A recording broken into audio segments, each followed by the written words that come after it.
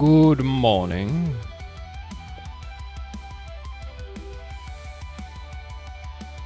Let's get after it. Okay, let's see if... I don't think this works. I'm just gonna quickly try and fix my stuff. I think my chat doesn't work this way. This chat seems to be fine. I have multiple chats, obviously.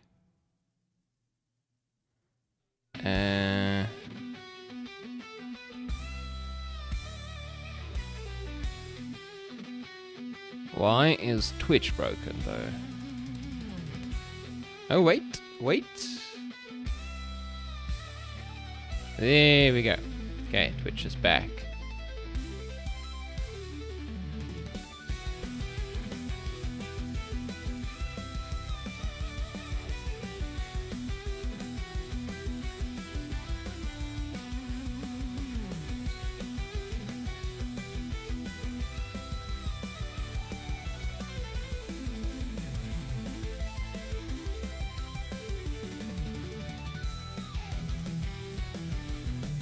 Okay, I'm just checking things out. I'll be with you right now. Let's just make sure everything is good.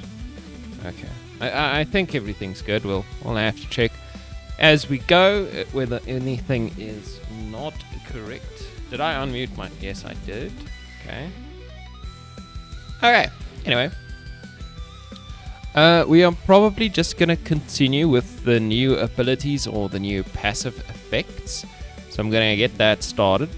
This has been taking a while. Hopefully we can get the next one out a little bit quicker. But okay, I am somewhat satisfied with where we left off with the night passive, right? Yeah. Look, we had to build a lot of stuff for the night, right? Because we needed a way to apply status effects and buffs, etc., right? It became a lot more than we initially thought it was going to be,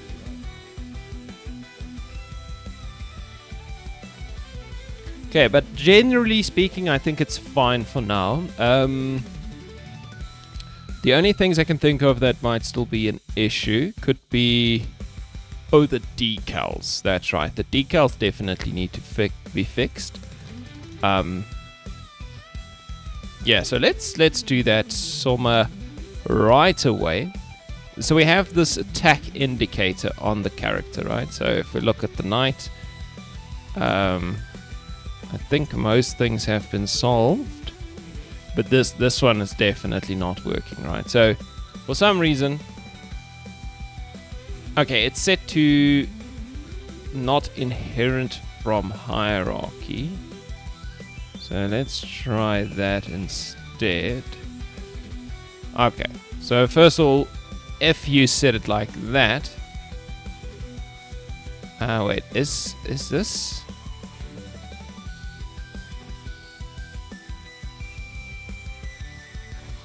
Okay, let's do inherit from hierarchy for the base character. And then we can go back and see what actually that meant. So, okay. I think it might actually be able to scale correctly now. Hopefully.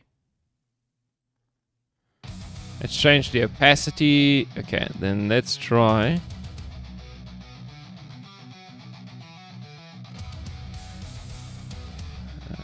This is a little bit tricky.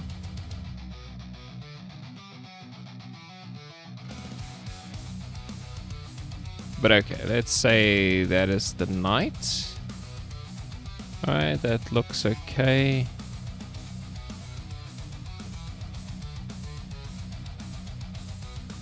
Obviously, your perspective might have an effect on how accurate that is. But let's just leave that for like so.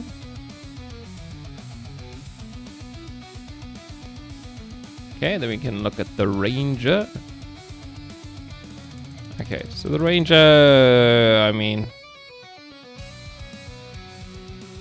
It's just an arrow. I don't think it really is a problem. Yeah, we'll just leave it like that. It's okay.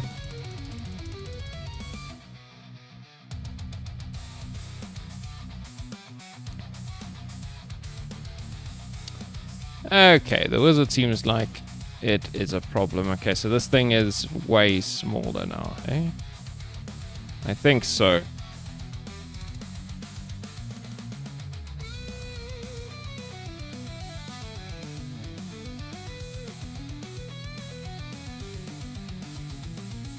Pretty sure.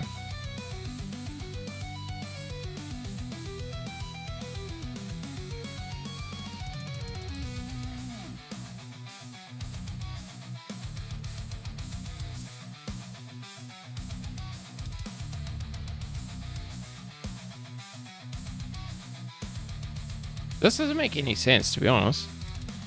Why would that be the center?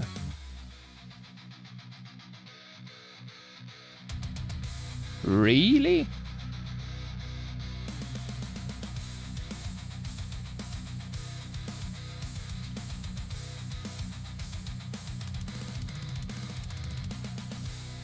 Okay, does the light... Oh wait, it moved. Okay, why did it do that? Okay, this is a little interesting. Okay, but let's... Okay, let's just put it there and see if the wizard is correct now.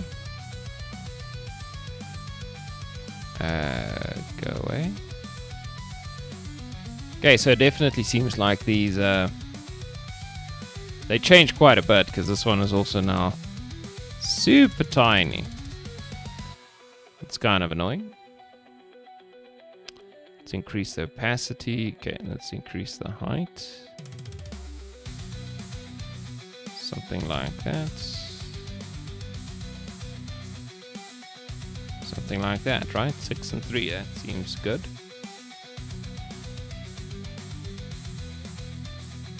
Roughly. Okay, and now we can see if it actually scales correctly, right? Let's close that and hide it in here as well. Okay, so we just want to go into dev mode and give it a quick play. See if all those are now working.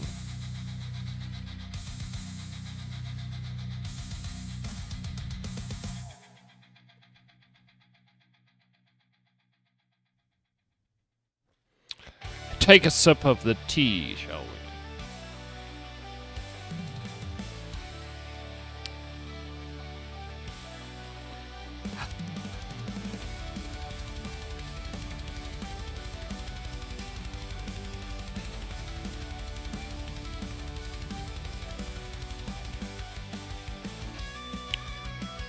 Okay, we'll just play with whoever. Okay, so that's the knight. Let's... Oh.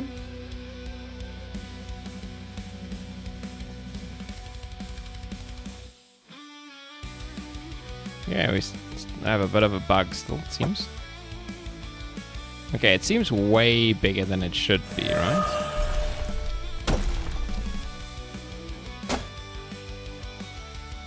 I guess it's not really. Interesting.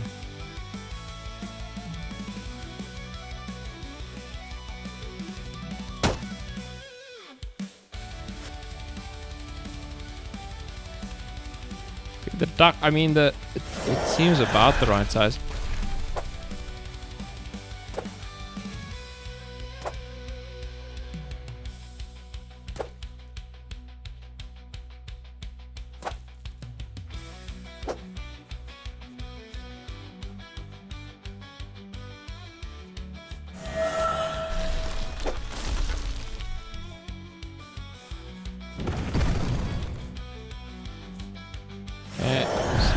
Yeah, that's about right. I don't know if the area is big enough. Might not be. Let's see. Yeah, no, he...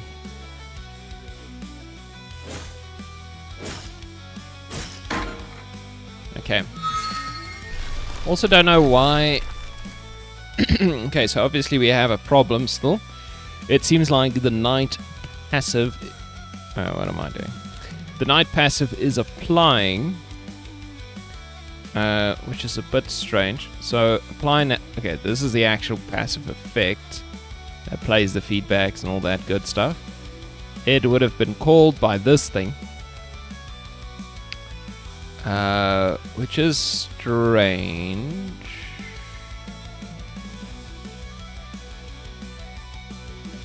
Okay, I think it gets called, but the amounts are just 0.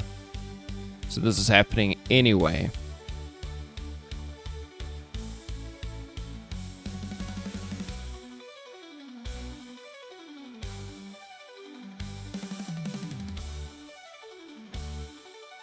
Okay, so we should actually check whether or not it should continuously do this. So we could just have a quick Boolean here. Yeah, because what's actually happening is normally I had this Boolean, right? Control whether or not it is actually casted. But now this one doesn't actually control whether the cast happens. It just controls the amount, like the strength of the cast. So I need to get a Boolean out of here to just make the cast work or something like that. So we make it false. If we get here and we actually have a knight that can add to the strength, we can do can cast equals true, right? So we set it false every time, but we set it back to true when we get there. And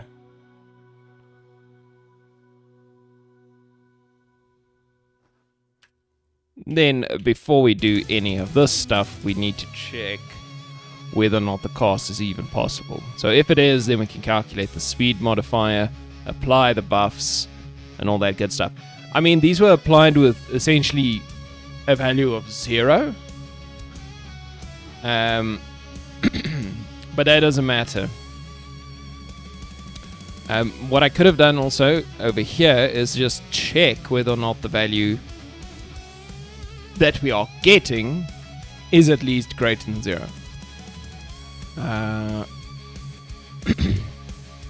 Like for the duration, for instance.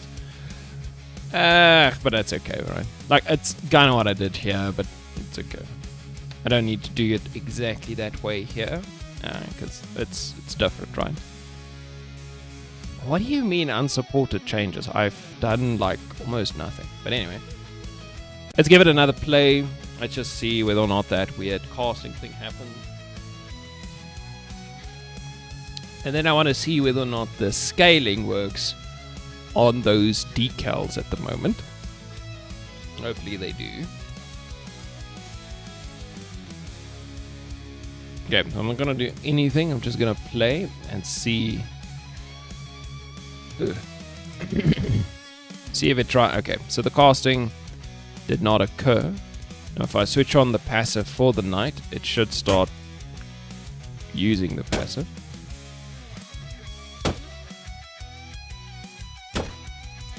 The knight's reach is a little ridiculous, isn't it? Ah, okay. So my decal does scale now.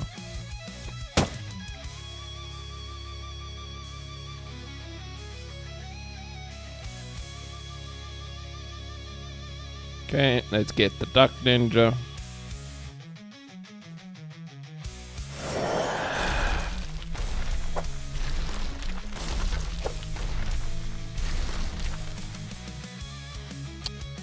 Okay, so it seems like not everything scales, because he was able to trigger his attack without doing damage.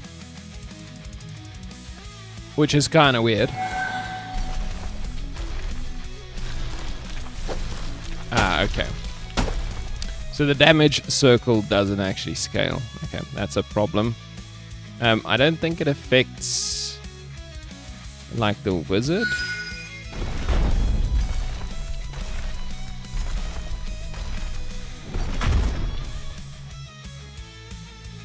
Interesting. Okay, so the wizard has a different problem. But everything did scale. It's just that the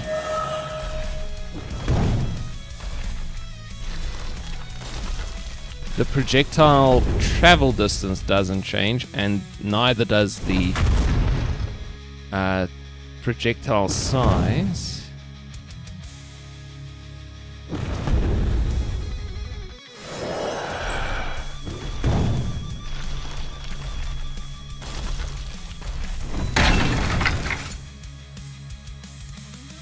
Yeah, okay. That might not be in any way helpful.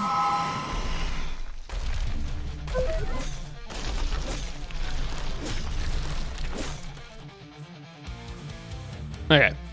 So we've got a few more things to fix. So basically the effect area of the damage isn't scaling for the melee characters, which kind of makes sense. So we have a trigger zone and we have a damage zone. Alright, so let's just open up this quickly. Okay, so if we look at the melee attack damage zone, so there's a sphere there with some radius. Yeah, you know what? I think I also want to change the... Okay, before I do that, the base, I mean. Let's go into this code. So this should help with both our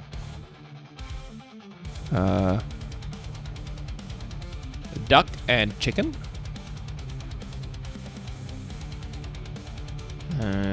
Let's see, actually.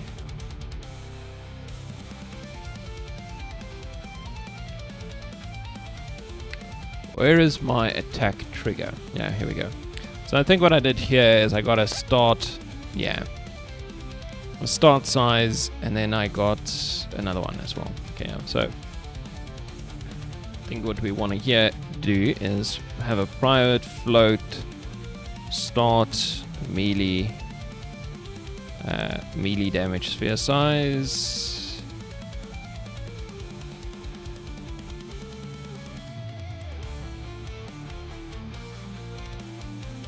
And to be honest with you, nah, it's fine. We'll just do that. And then on start, we just do start melee damage sphere size equals. So just set it equal to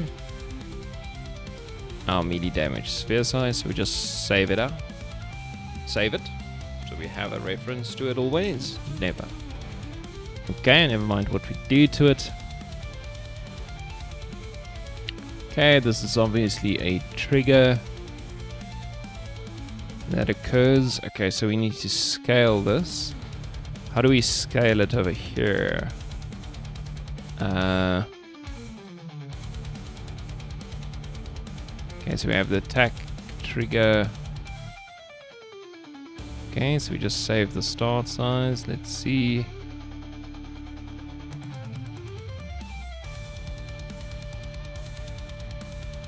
Okay, we have scale attack.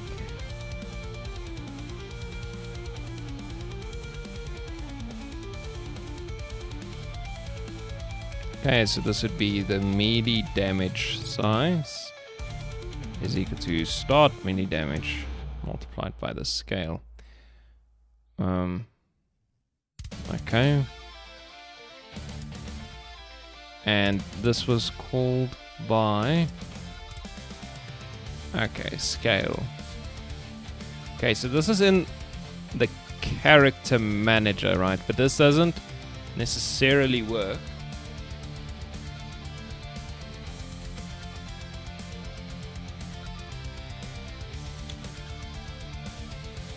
Yeah, so this won't necessarily work with... we can get the scale, but we don't always have something to plug in here. So we need to do this a different way. Right, so scale, maybe in this case we don't get a scale. Right, but we can do...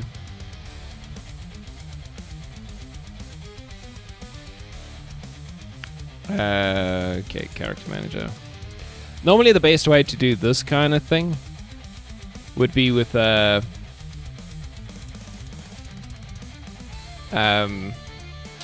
event. Because you don't want... yeah, you don't want them to be coupled directly. Okay, so we can think about this.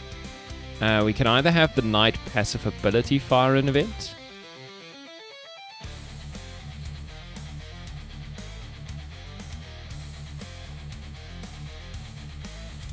Oh, not the valid, not that one, the passive effect.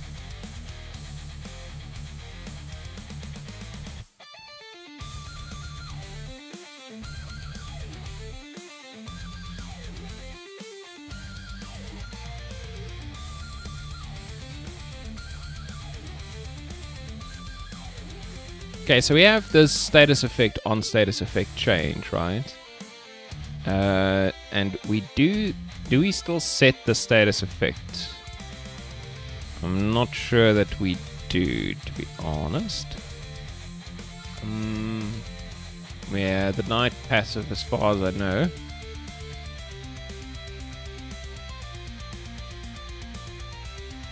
Yeah, so the status effect is not necessarily set anymore. Right, not in that way.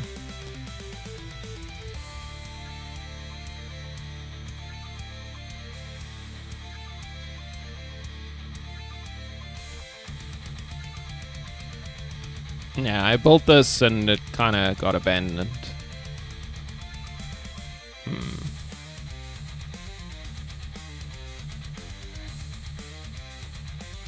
So we could have an event for the night passive effect. Or the ability, or something like that. No, not the ability, it would have been the night passive effect needs to have an event. That essentially triggers it on and off.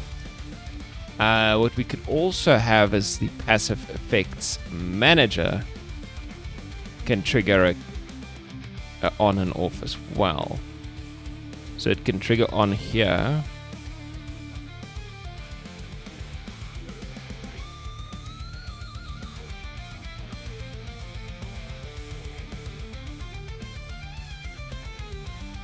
What triggers it off though? I guess it's just the animations.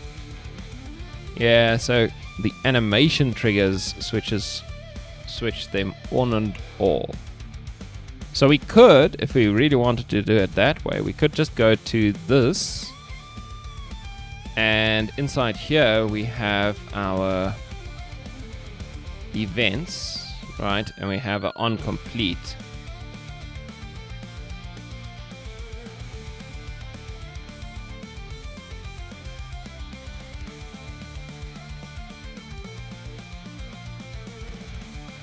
Where I stop my passive. Oh, wait a minute.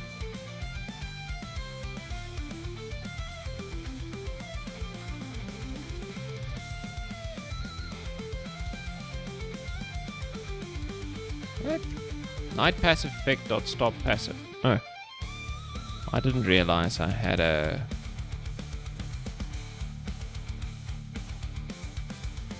I did that. Oh, look at that. So I do call this from that event.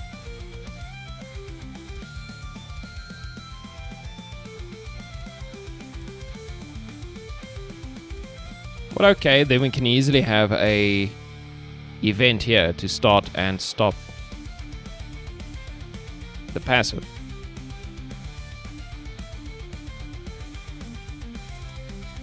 Yeah! Let's do that.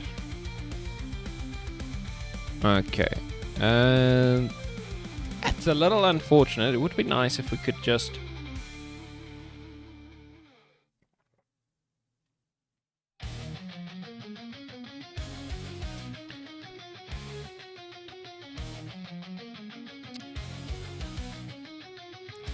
Okay, it would be better if I hooked it into this. Because this thing can start and stop a passive effect. Yo, random wallaby. How's it going, man?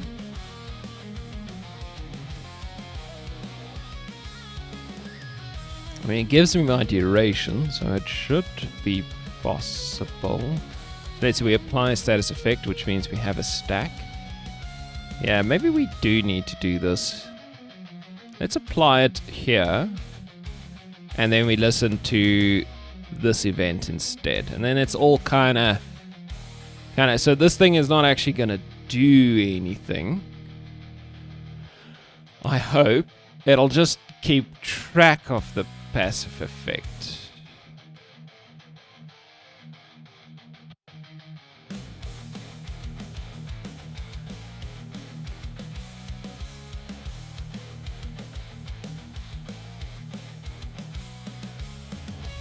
Whether or not it's active or not.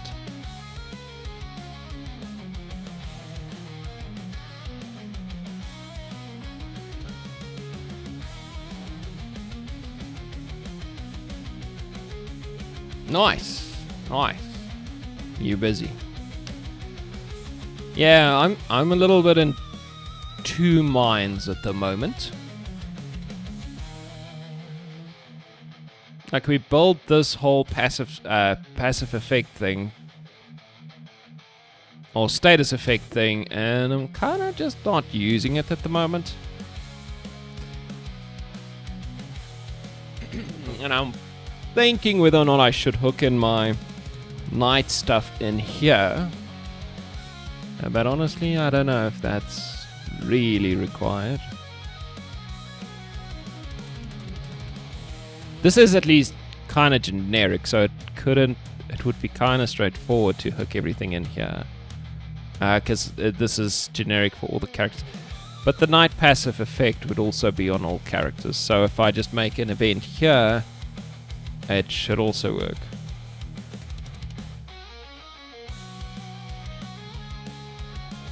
Yeah, it's kind of a weird one, eh? This turned out weird.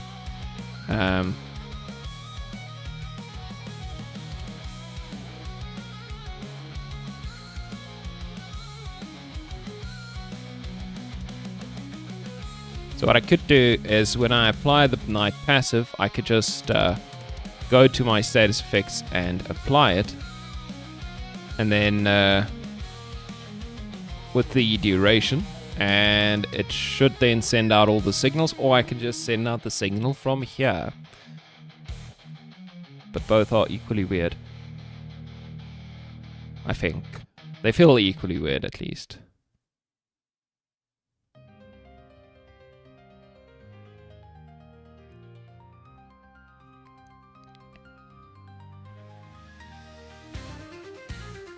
I think I'm going to do it with the status effect manager, because the thing is, I don't want to register a million.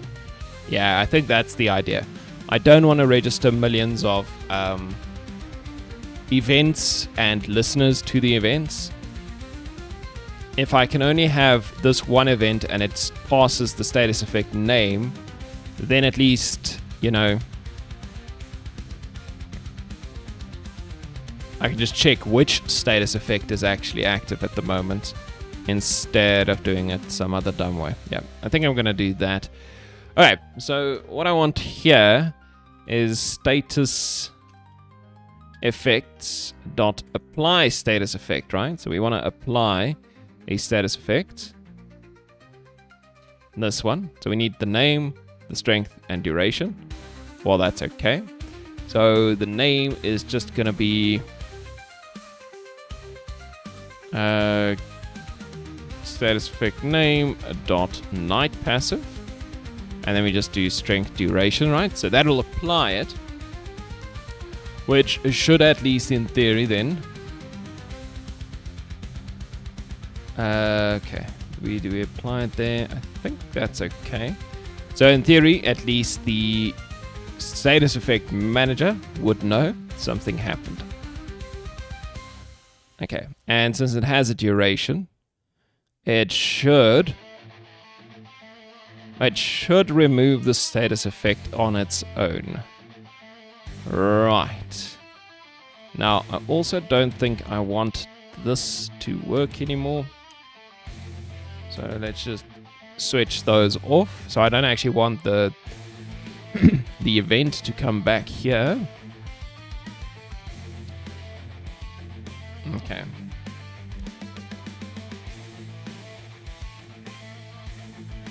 Okay, so now my character status effect would get applied, and once that happens, we have a status effect change. So it's going to be one stack essentially with the strength and duration. We're going to do all this stuff, and that stack will eventually run out, and then it needs to let everything know, listen, the stack ran out. What it needs to let know is the melee damage. Right, so we want this thing to have a character status effects. We'll just call it status effects, right? And on starting the character, it needs to do status effects dot on status effect change plus equals something like that.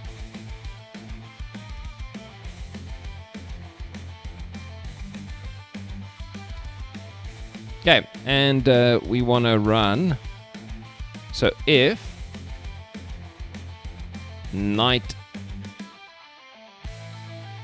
okay, e dot name is equal to the night passive.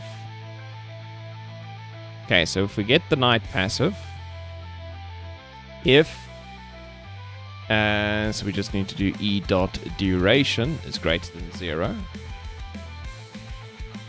Okay, because this effect is going to call us twice. Technically, it could call twice. If you look at this, the first time will be when it applies, and then the duration is obviously going to be greater than 1. The second time, or the next time around it calls, would be when it runs out. Alright, then we're going to get the duration, which is less than equal to 0. Okay, so if it's greater than 0, we want to do scale attack. Well, we actually want to do scale attack both times. We just need to make sure. So this scale attack should be the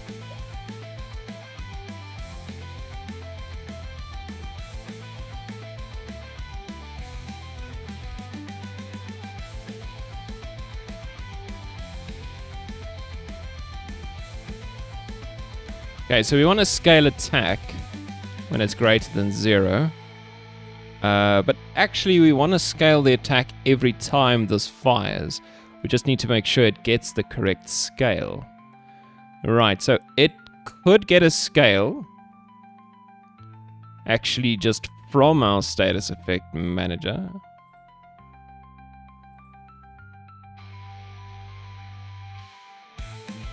Alright.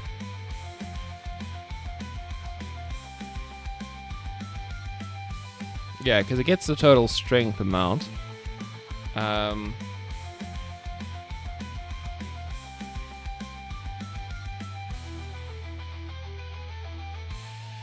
Okay, the total strength amount will be 0 in this case, because it removes it first, and then it sends the...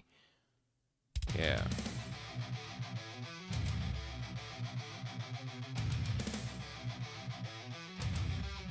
Yeah, so this should be 0.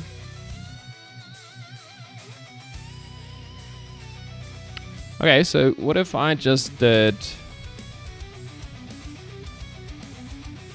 Yeah, what if I just did the same thing as I do with the trigger? Where we put in a scale. Okay. So we still give it a scale, and we stick the scale in there. And then the scale would be 1 plus E dot strength, right? That should work, because the strength might be 0, so that means the scale just goes back to 0. If the strength is 10%, then it's obviously going to be 1.1. Theoretically. I don't know. Is strength a float? Oh, jeez. I think in this case it is a float because I use it in this way everywhere. Yeah, it's 1 plus strength always, right? Yeah, so it's a float, so that's okay. Okay. So that would allow our attack, our melee attack damage area to scale. And I think I'm actually going to take this out. So I wanted to scale every time the night passive is called, right? So every time a night passive comes by here, we wanted to scale the attack area.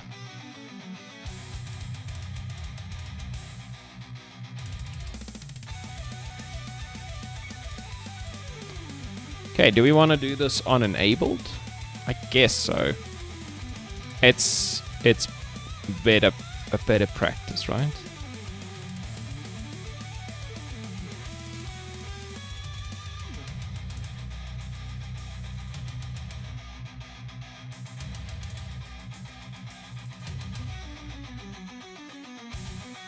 So do something like that for the melee attacks. So now that area should get bigger. Okay, and overall I think that's a good thing now. Okay, the next thing we could look at potentially will be my projectiles. So specifically our arrow. So the arrow projectile is a problem, and the fireball is a bit of a problem as well, right? Okay, let's just see if I can't find them. So this is the fireball. Okay, so if we look at the fireball,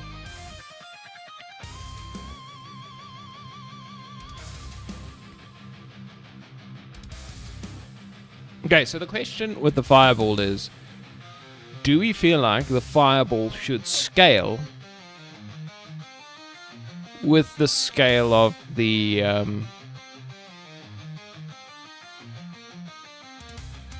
owl?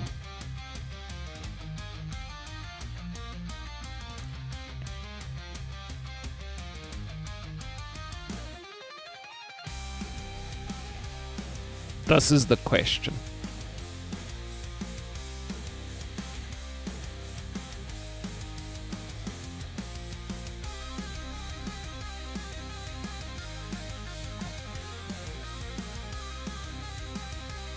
So there's two things we can scale. If we want to scale the range, yeah, the fireball is currently the basic attack, so I think it must scale. So there's two things we could scale. We could physically change the size of the projectile as a start, and then we can also do a scale for the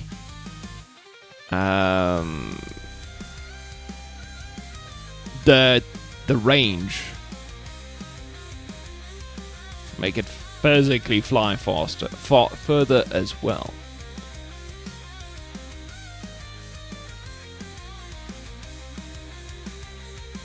So the two things we'd have to change is this fireball explode time, which I don't know. Okay, so that's something I set apparently. Yeah, okay, this is stuff I set when I was balancing this back in the day. So we could just change the explode time based on the scale. So it takes longer to explode. That would cause it to fly further. And then the explosion radius, I guess, be the other thing that we change. And the scale. So that the actual visual effect is bigger as well.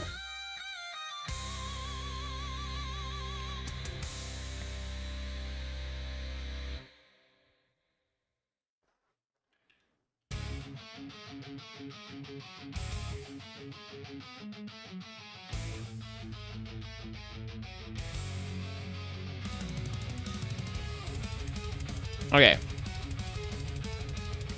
So the fireball, when it gets spawned, I feel like when we spawn the fireball, we should give it a scale as well, so it knows whether or not it should be bigger. Yeah, currently we have a fireball spawner. Oh, we actually don't use pooling for the fireballs. Interesting. So I'm just spawning these things. Huh, interesting. I don't know that I should change that, shouldn't I? Yeah, I didn't even realize I did. Well, it's not like there's millions of fireballs on the screen, so it didn't really make a difference in the way that the bombs and stuff like that do.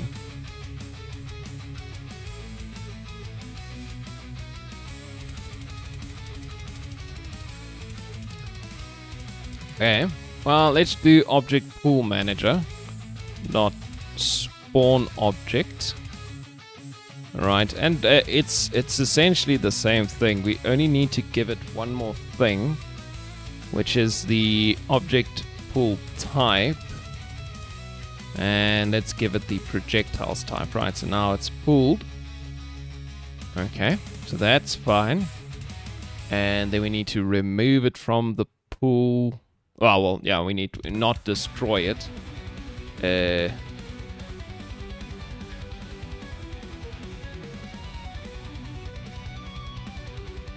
Has exploded is true, and then I have a game object dot destroy.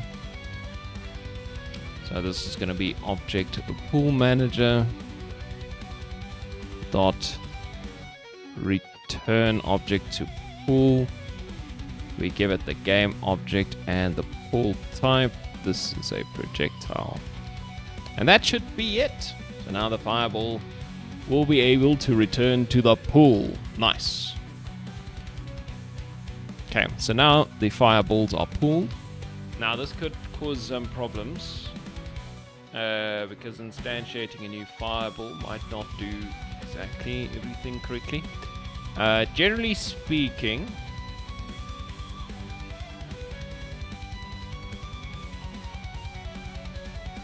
okay, why do I have the stat manager here?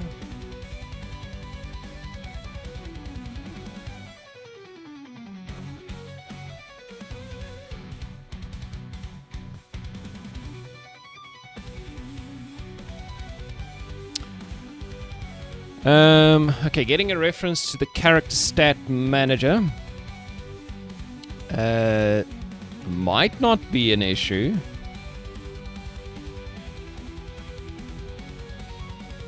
I normally did this on start.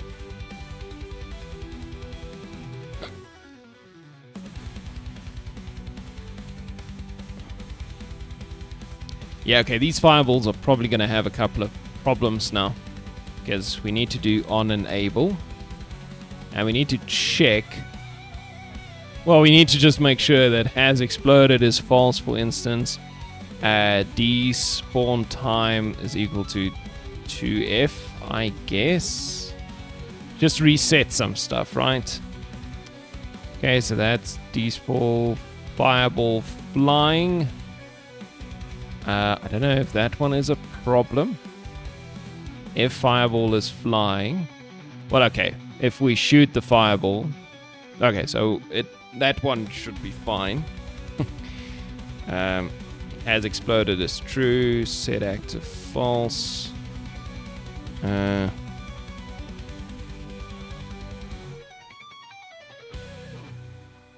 Okay, so the fireball projectile, we should maybe set active true here. Okay, what else do we do? Fireball flying. Okay, the explosions are set active when they explode. Yo, that man Robin, how's it going, man?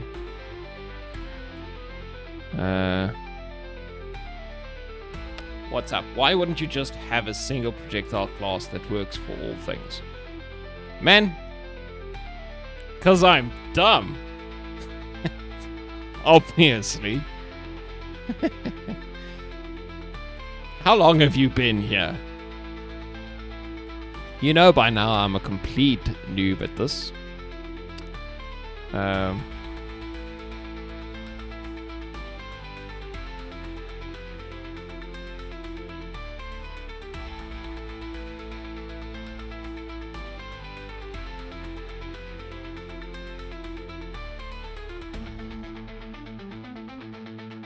nice.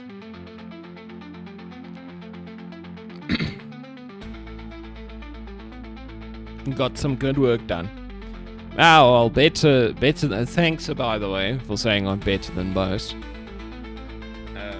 But turns out, better than most doesn't necessarily mean I am good.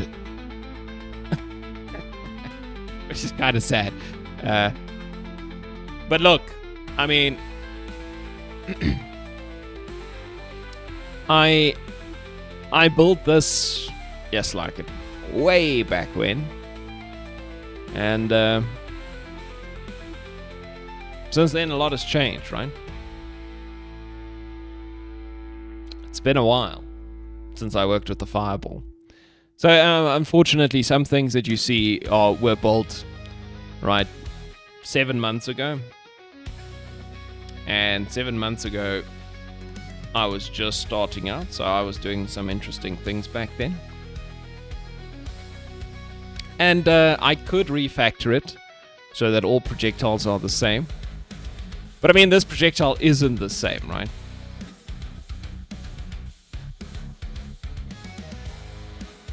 This projectile isn't similar to my other projectiles.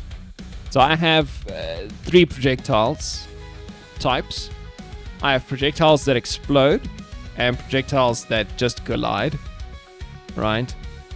And then within the exploding projectiles, I actually have 2 types. I have projectiles that travel linearly and explode after a set time has passed. And then I have projectiles that travel in a paraboloid that explodes when they hit the ground. Now, I'm not making a case for why everything needs to be separated. That's not what I'm doing. I'm just explaining to you that they are different enough that a less skilled or, let's say,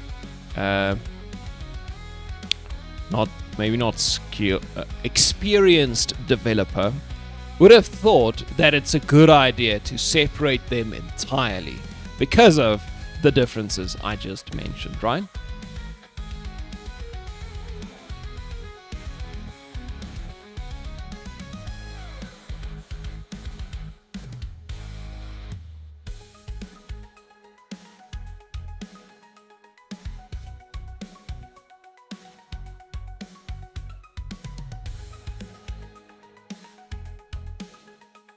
Every gun, wow.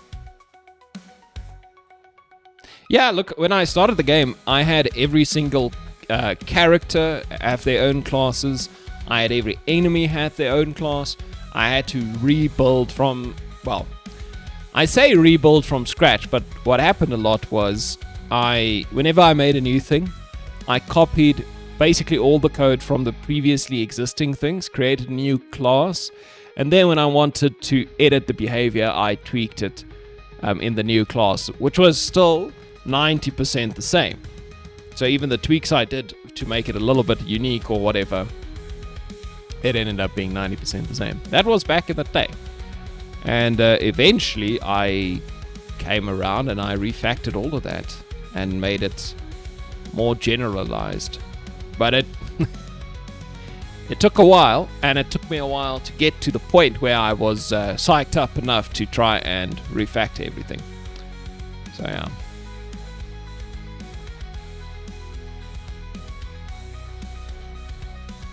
Yeah, you can use interfaces as well. So I've only used interfaces once before in, I think it was one of CodeMonkey's tutorials. Yeah, I think it was the Kitchen Chaos tutorial back when I was really learning. So he gave me, well, he used interfaces, I think, because it was a good idea to use it in that use case, but also as obviously a way of learning. And then when I started working on my game, initially I didn't use interfaces because I don't think I understood the implementation 100%. And before long, I forgot entirely how they worked. So it's like I'm not going to be able to do them now before I go and sharpen my knowledge again. Unfortunately, but yeah, that's how it goes.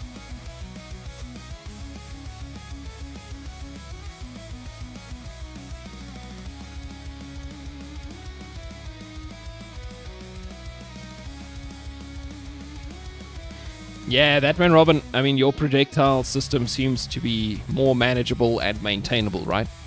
Definitely.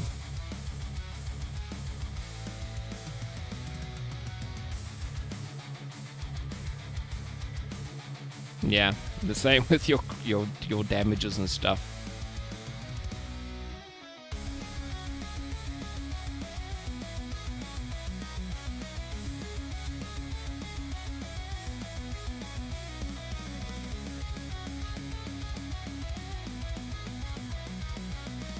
Yeah, I guess I never really understood the power of interfaces.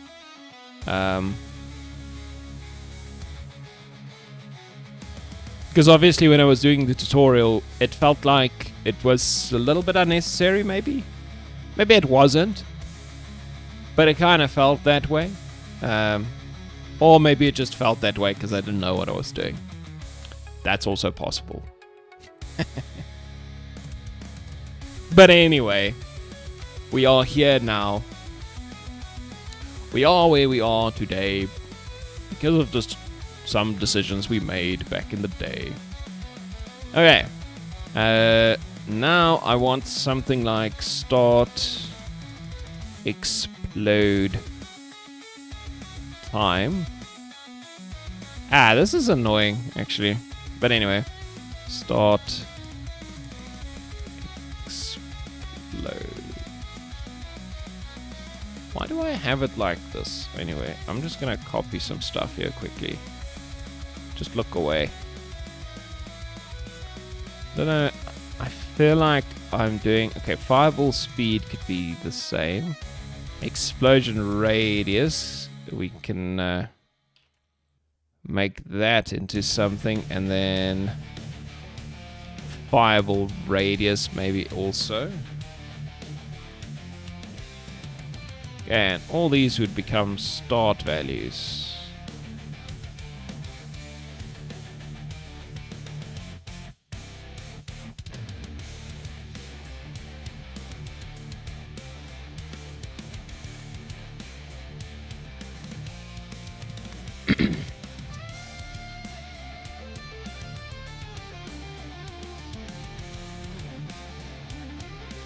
You see, I haven't even thought about a save system yet. That's probably going to be another disaster waiting to happen.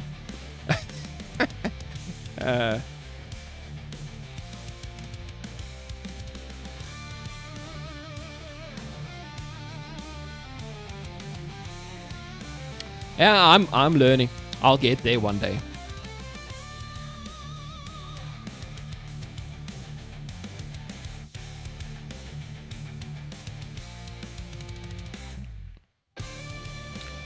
I am learning along the way.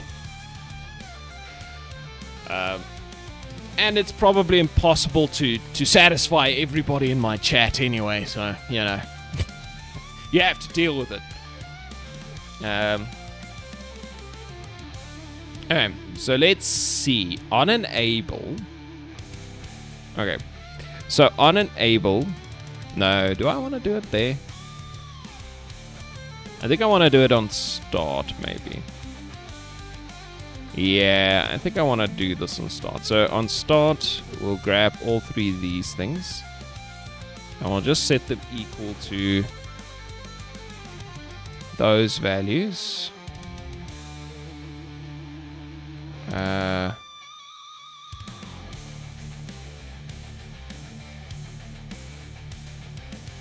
Like, as I'm doing this, it feels bad. Like I'm doing something incorrect, or in a dumb way. I can feel it. I get an itch. But it's okay. I'm just gonna continue this way.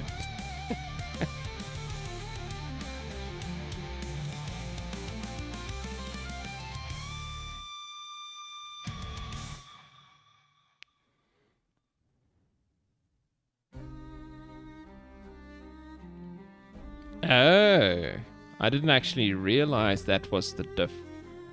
Okay, so you can inherit one class, so you can is that just by extending the class like this, right?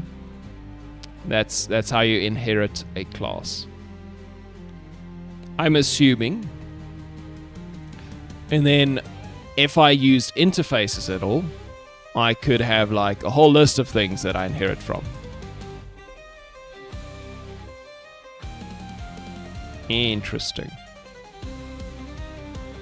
Yeah, so if you wanted to, you could be like, oh, I have a bullet that could also take damage. Because you wanted to make something like, if you wanted a new type of thing in the game where it's a projectile, but you should be able to destroy it mid-air. And it's like, that is a damageable projectile. Both interfaces required. Ah, that's interesting.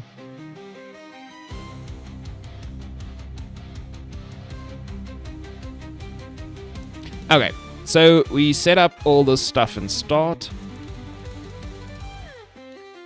Okay, now we need to think about what we actually do with it. Okay, so we wanted to implement scaling, which obviously is more complicated than I thought. Well, what we can do maybe, when we shoot the fireball, we could ask it to give us a scale float. Right. We could do that.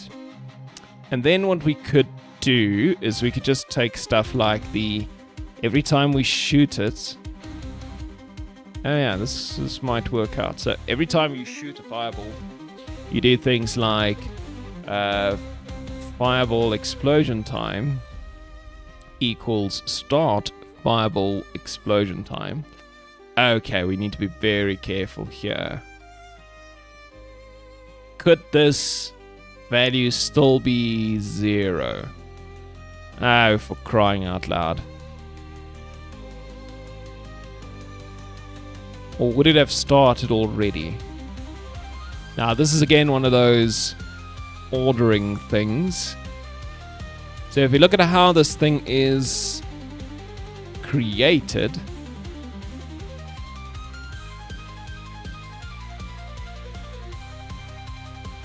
it's obviously spawned into the object pool. I guess the start script would have ran by then. No, it would not have necessarily.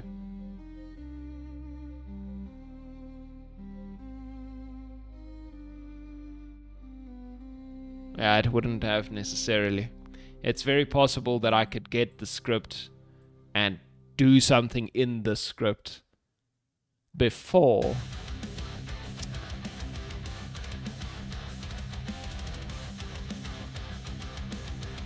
Yeah, that's very possible.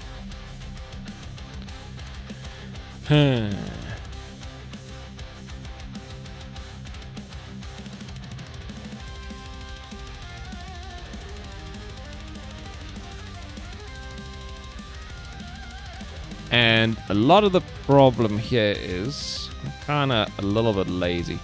I could just, you know what, I should stop being lazy.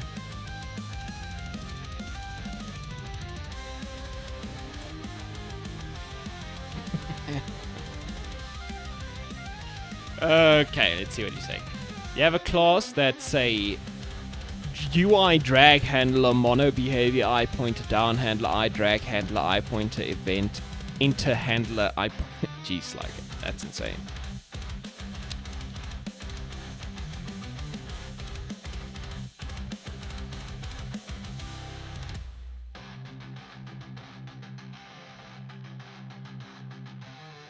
Yeah.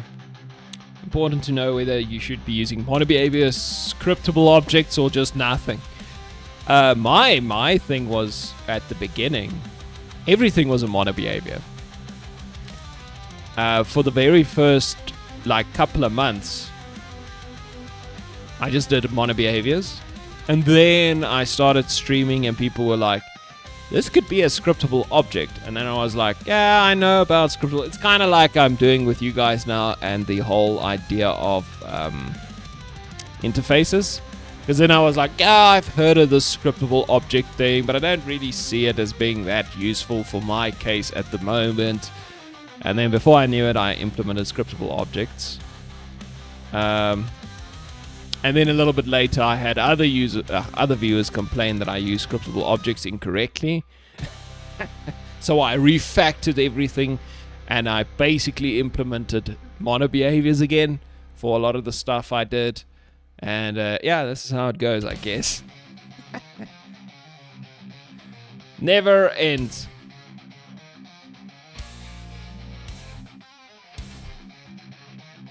$12,000 scriptable objects. I have 12. Only. Damn.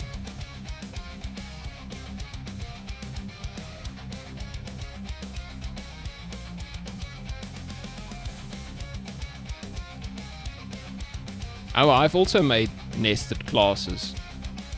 It's a pain in the ass. I don't like nested classes.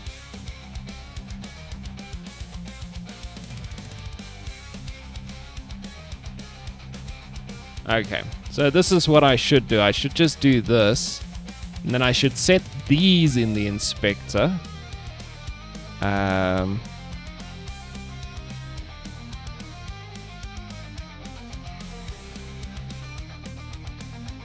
Because that just makes more sense.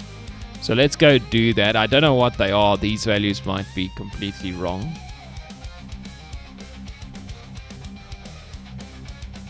Okay, and now I have errors, so nothing can actually compile. Oh, come on.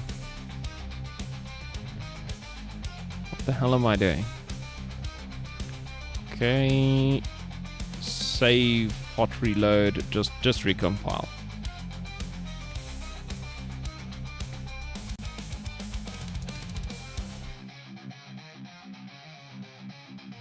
Oh, it's for dialogue. Is that why you use so many scriptable objects? How do you manage so many scriptable objects? I suppose you probably went you make them, but you don't actually edit anything inside of them. Right, I'm assuming you are. Yeah, you have. Okay, custom tools. Because, if it's for dialogue, it would be much easier if you could just import text from somewhere else, or you have a different tool built to get all the text inputs and whatever, the options and etc. Okay. So this is 0.4.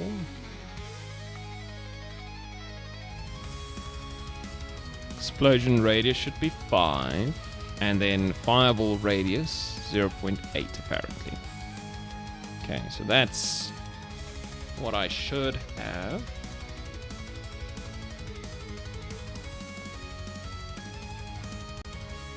Okay, then these will be set no matter what, and I can get rid of these ones. They don't need to be exposed to the editor anymore.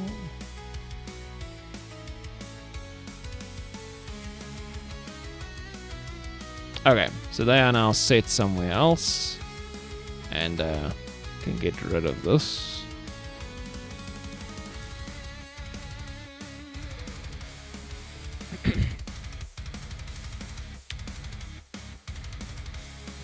Item editor, quest editor, geez, like it.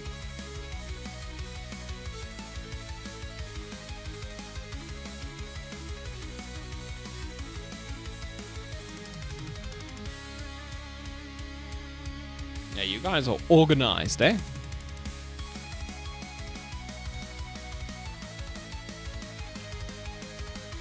Alright, so this way around, I don't need to do this stuff because they're all set up already. I should have been doing this for all of my scalable things, to be honest. But, you know. Okay, so when I shoot a fireball, I can now actually get the scale again. So I can get the scale. And now I don't need start to do anything because that's already sorted. And what we can do is we can do stuff like fireball explode time equals start. Fireball explode time multiplied by scale. Alright, that's one of the things we need. And then we can do fireball explosion radius, I guess. Is that the right one? Fireball explosion radius. Yes. Is equal to start. Fireball explosion radius multiplied by time. And by scale. And then we have fireball radius itself. Okay. Fireball radius equals start fireball radius times scale.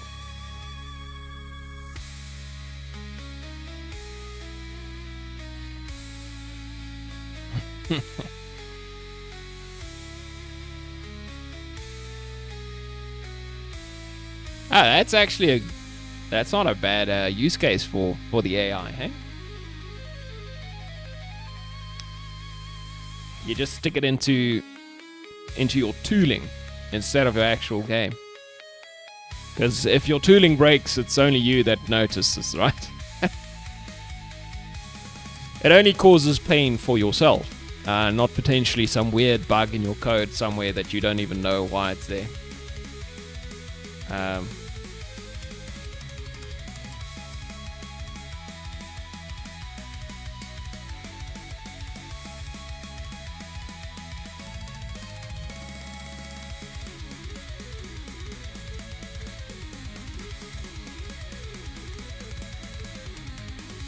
Well, what I was thinking, you probably don't want to do things necessarily inside of the... So with the 12,000 scriptable objects, right? You don't actually edit them inside the inspector or anything like that, right? I'm just thinking about like a dialogue system. You would want to kind of like write the story in a proper text editor, somewhere you can just read it and then import it into your game, and you have some code that takes that and passes it and sticks it into the relevant scriptable objects. I'm thinking about doing something like that for balancing my game eventually. Okay. Because I was thinking, one day would be kind of nice if I could, like in a spreadsheet or something like that, see all the stats for every single character and item and enemy and whatever. And then I just kind of go and I edit all the values, import them into the game, and it knows where to assign what stats. It seems that's easier. I don't know. Hey, Womanizer 8000. How's it going? Welcome. Okay. Okay, so now at least we should be able to scale some things. Right, and what I can do... I don't need to do on enable, actually. So when I shoot the fireball, that is essentially happening right after unenable. So I'm setting up all of these things, so that's good. Setting the projectile. Okay, we just deactivate some other stuff. We change our despawn time back. Make explode false. Alright, I think this is gonna be fine. No, I don't know though. Okay. So in the spawner, we need the scale. So Fireball spawner should have a character manager, I guess. So you can get the scale from there.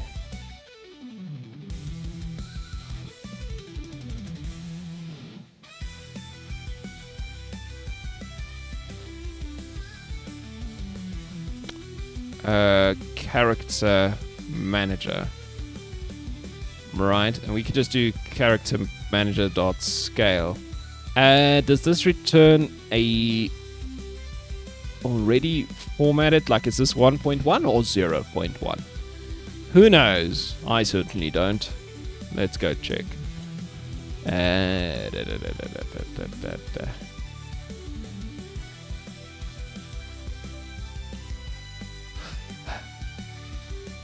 Character manager.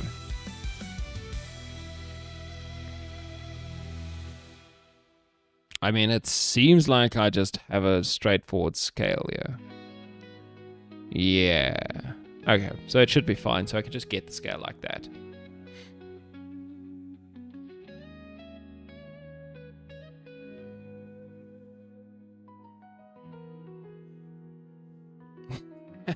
Damn.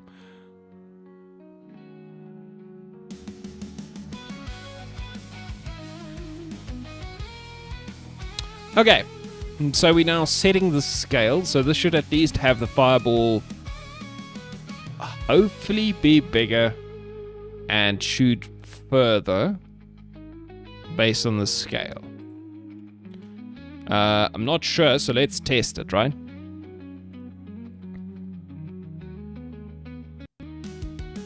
Script have compile errors? I don't think so. Oh wait, I need to actually. That does remind me. I do need to change a few things. Okay, so the explosion itself is not gonna be bigger. Not yet, anyway. Okay, so I did a lot of stuff. I got this thing into the pool, and then I also made it scalable. So there's a very high potential that everything kind of breaks. Also need to open up the wizard prefab and just go look at the fireball spawner. Give it a reference to the character manager like this, so we can get the scale the way I tried to do it.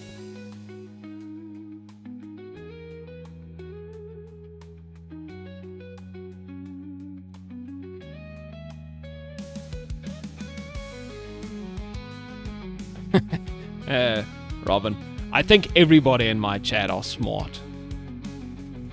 This is the smartest chat in the world.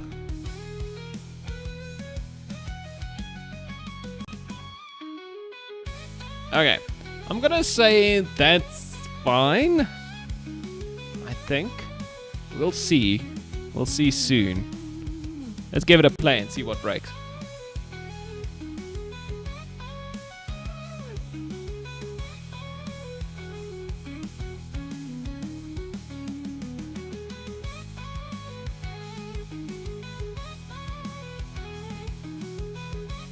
Okay, we want to test out the wizard. And okay, we want to see a couple of things. First would be nice to just see if the fireball actually still works. Okay.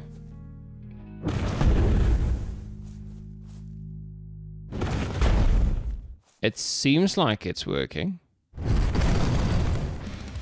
So that must mean I implemented the cooling correctly. Ah! Take that! Okay, I did get a couple of errors though. Melee attack damage zones. Ah, damn it, I wanted... Ah. Shit. Okay, let's just... let's go fix that quickly. So this would be the knight who has a melee attack. So it needs to know the status effect. I don't know where the hell the status effect lives. Apparently there. Okay, so that's the knight, the ninja.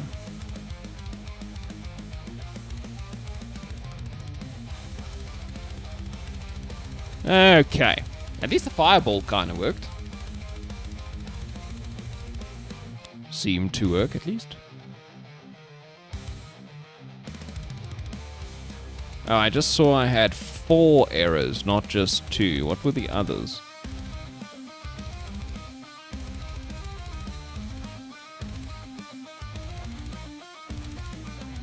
Was it something to do with the fireballs?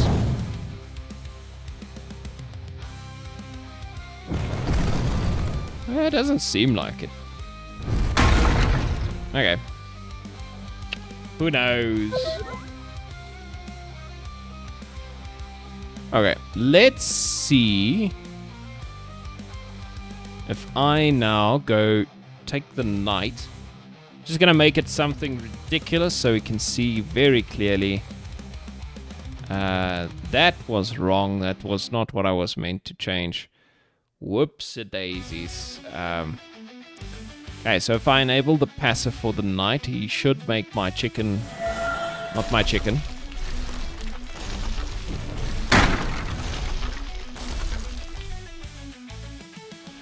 Ah, you know what? This is kind of a problem. I get so big, I can't even see where the hell this thing is going. Huh.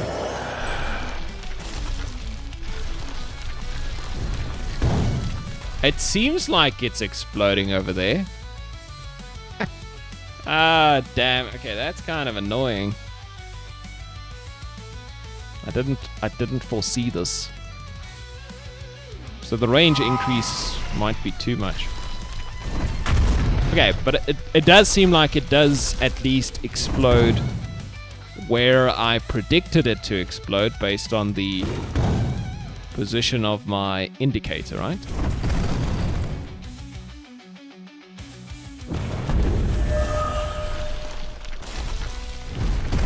Yeah, and the size also seems correct. Okay, so that's at least something.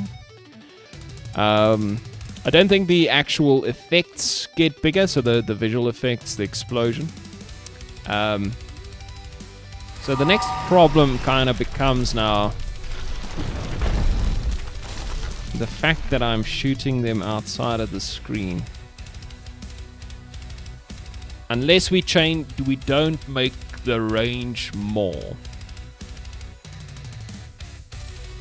The problem with that is... Okay, we have no idea where those fireballs went. Ah.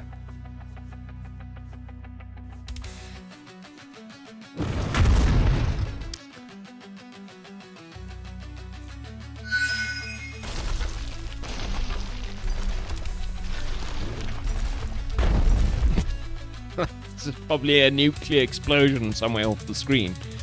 Ah, that's unfortunate. So we need to not only think about... we need to think about fun.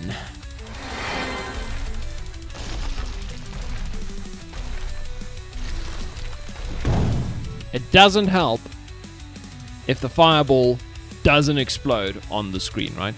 It needs to be exploding on the screen.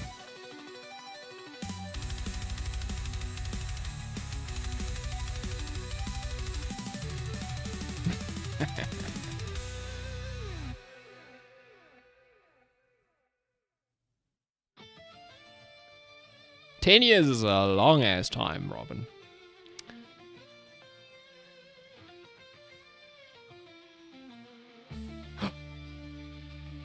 Ah. I almost thought you were a dev on Baldur's Gate. Because I read, do you have any games on Steam I can look at? And the next thing says Baldur's Gate. I'm like, what? No way.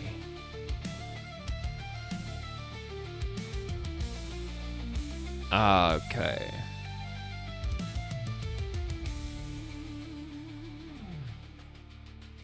Be pretty great.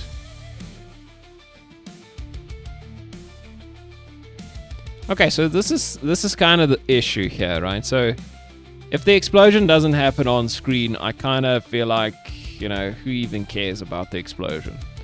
The problem is, as we scale our wizard, the decal also gets bigger and gets pushed further away. Righto.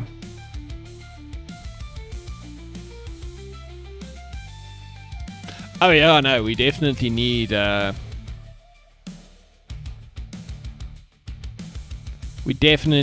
big explosions and screen shake and all that goodness.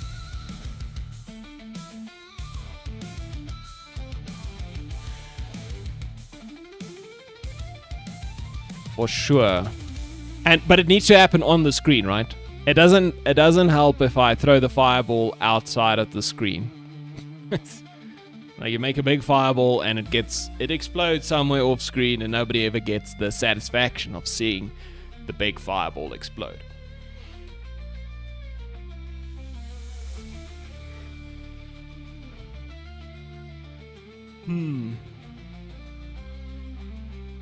I wonder if I could just take this pivot. So I need to do two things. Okay, so the first part is easy. To make it explode on the screen, that's very easy, right? All I have to do is the fireball explode time. I can make that less, or I can also scale down the fireball speed, right? Do I have more than one camera?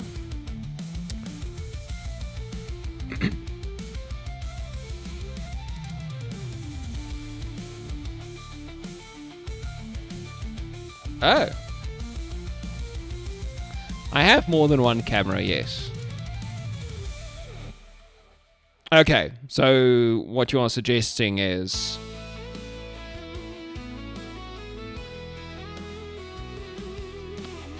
I could have done that if I didn't have multiple cameras.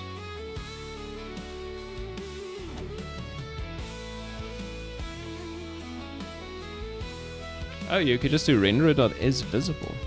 I didn't know that.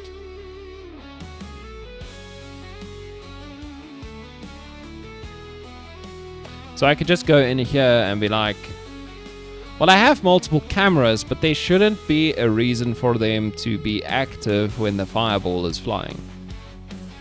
So that would still work, eh?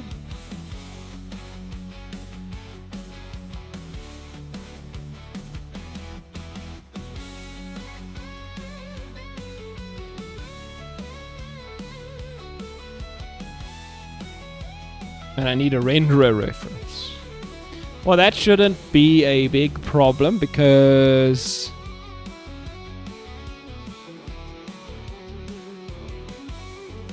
the fireball should have some kind of a renderer.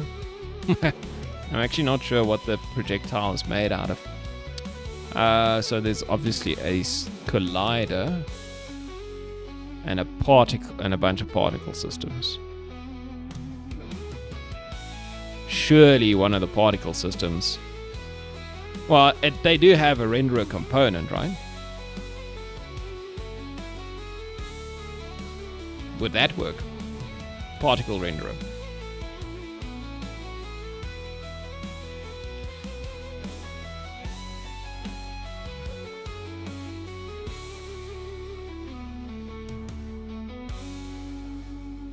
So I could just take the fireball projectile and check if it's on screen. The only thing I could think of... No, it should be fine. It should be fine. Okay, so you're saying that then in the manager, where I do the explode, I can trigger this. So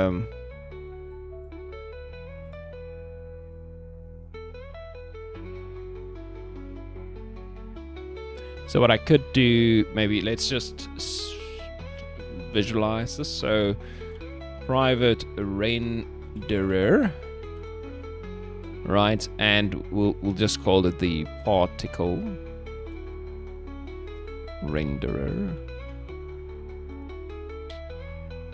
Okay, but what I could do in theory is I could see, I could explode if the explode time ran out, or I could just do if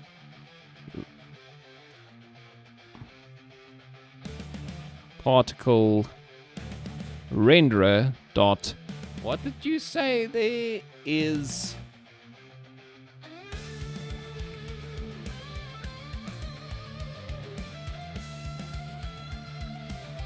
Is visible. It's just as simple as that. Okay, well, okay, not visible, right?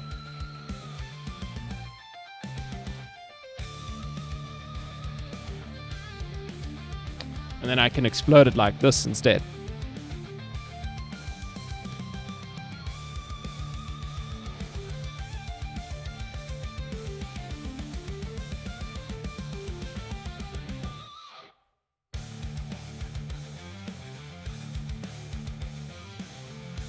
This is a funny... Oh, okay, never mind.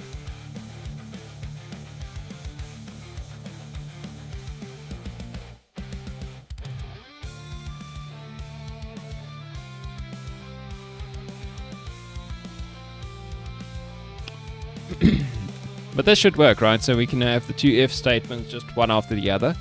And it might explode with that one, or it might explode with that one.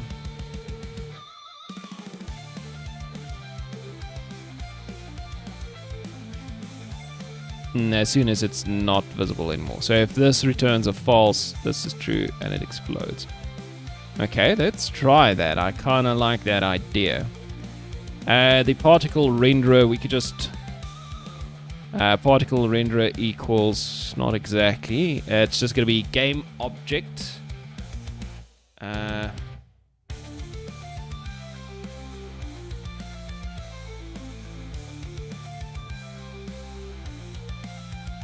Oh, we need to get the particle system, hey?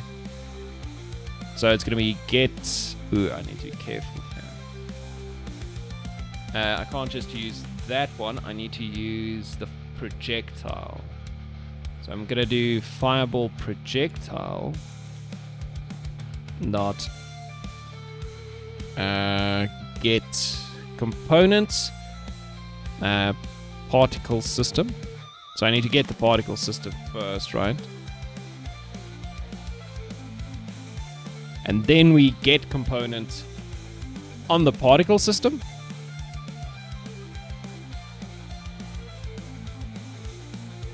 Can I just get the renderer straight here? Would it be able to get the renderer like that? It'll look inside the particle system. Oh, okay, cool. So I don't need to get the particle system on the fireball projectile and then get the renderer from that. I can just do this. Okay, so on start, we grab it, and then we can see whether or not everything works. And then it will keep the reference even if it goes into the pool, etc., etc. Okay, let's just try that before I do too many other things. Let's see if that works. I didn't have to plug in anything new. Hey, no. It's all just get components. This is going to be interesting. Hey, Mr. Human Limits. How's it going? How's it? Okay, let's see. So, we want to use the owl. Oh wow, this thing is... Oh, it failed. Null reference exception error. Fantastic. Why? Ah, yes. This is such a weird one, to be honest. So this is what happens if I run the game with my cursor off screen. Oh, you good? That's good. Are you rattled? Why? What has rattled you? Okay, looks like I still... Character level up UI, what the hell? Level prep UI. Why is my UI complaining about stuff now?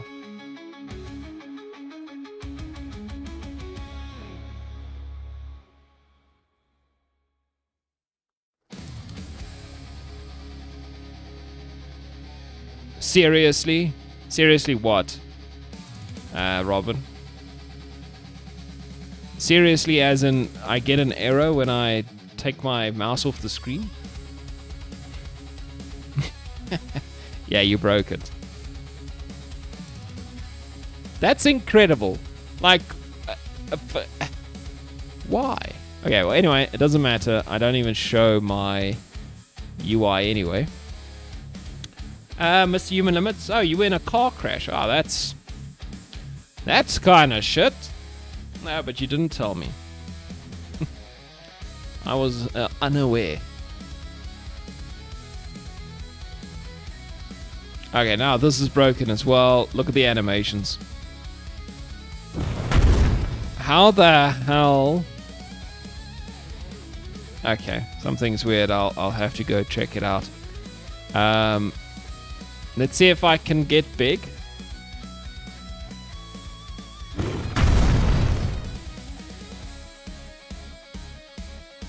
Oh, and my frames per second is like 40. So there's multiple issues here. Okay, wait. It needs to exit the screen. Oh, nice. Okay. Oh, yeah. Yeah, totally. This is perfect. Okay, wait. Let's get out of here.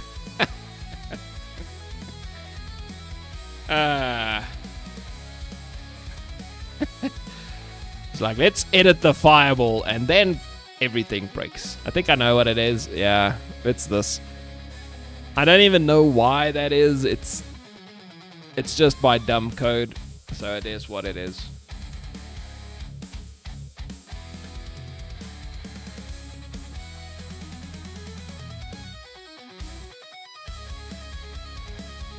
Were you in a big car crash, Mr. Human Limits?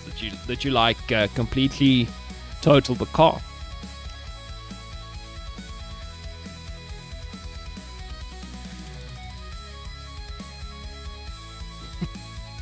Yeah, Robin. Yeah, it's like you edit your fireball code and it breaks your UI and your characters and your cursor, everything else. That's when you know you've got some quality code base on your hands. Okay, nothing broke this time. Okay, let's just do this again, and then enable the chicken passive.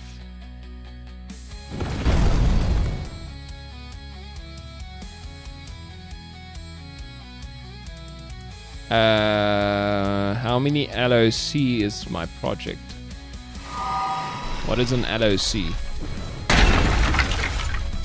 Okay, wait. Let's increase the scale even more, so that we know for a fact it's gonna go off screen. Because it seemed like it kind of did what we expected, but also maybe not. Okay, this one should definitely be off screen. Ah, it's not. Okay, cool. Okay. Now we just need to scale the explosion.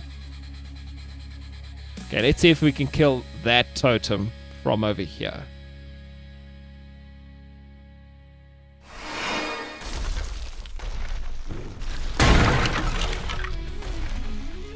Hey! Okay, cool. Oh, lines of code. Okay. No, I don't know. Oh, you did total the car. No, that's a shit feeling. I've done a similar thing before. back in the day.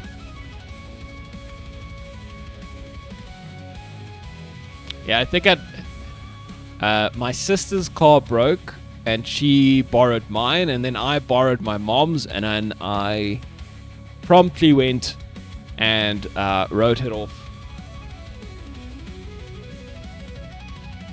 on my way to university. It's like 10 years ago now or something. Yeah, it's pretty shit. I actually almost T-boned another car with her mom and her kids. They were still going to they were on their way to school. Fortunately, they ended up T-boning me.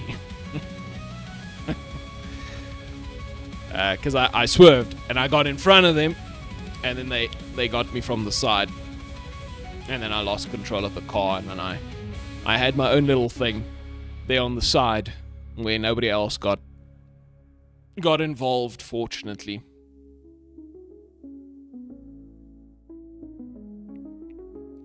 Yeah, if nobody was hurt, that's a big bonus.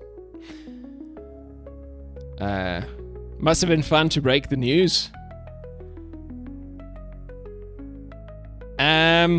You mean me breaking my mom's car? Well, I mean, I don't even know, because the adrenaline was pumping, right? It wasn't like I waited 3 hours or till the next day before I told her, listen, your car's been totaled. I phoned her immediately, and I said, so I've been in an accident, and they were obviously super worried. But yeah.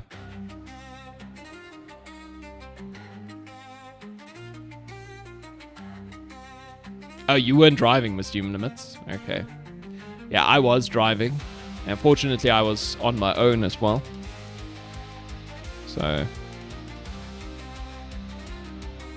yeah, Batman Robin, the fireball is working perfectly. Now we just need to make it bigger. So the visuals aren't scaling, but everything else is scaling. Oh, your sister rear-ended the driver in front of you. Yeah, it's a shit feeling. It's not a good feeling. My sister actually also rear-ended somebody just the other day, like earlier this year. Okay, but it wasn't exactly her fault. So she was in like traffic, so there was a lot of cars. The person in front of her slammed brakes for something, I don't even know what. And then she slammed brake, and the person behind her didn't really notice what was happening, so he or she, I don't even know, drove into her backside and pushed her into the car in front of her. So she was a bit of a sandwich, I think.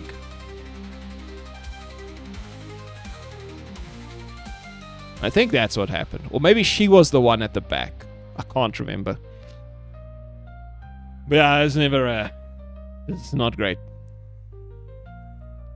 Okay, let's go scale the fireball itself. So we want to essentially grab the projectile and the explosions and make them bigger by the same scale, right? Let's just go see if they aren't scaled already. This is always a problem. Or I could just take the main game object and scale that. Yeah, that's probably better. Oh, and I need to make sure the particle systems are scalable, hey? So these ones should scale with hierarchy. And I guess this one as well. Hierarchy.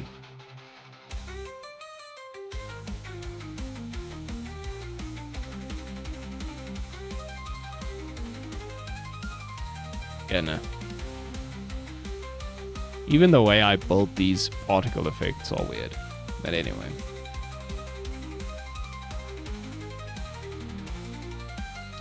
Okay, everything's scaled with hierarchy, so if I just take this thing and I make it bigger, that should work out for us, right? Okay, let's try that. So on shooting the fireball, we want to do GameObject.transform.local scale equals vector3.1 multiplied by scale, right? Is your job done? Great. Well, it's not done until this explosion is bigger. Okay, but this should scale everything up. I kind of want to make the fireball slower for some reason. I feel like if everything's slower, a bigger fireball should be slower as well.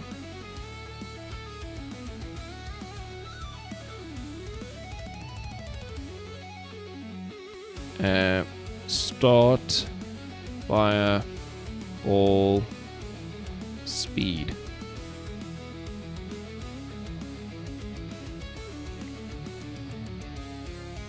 And then I do fireball speed equals start fireball speed divided by scale.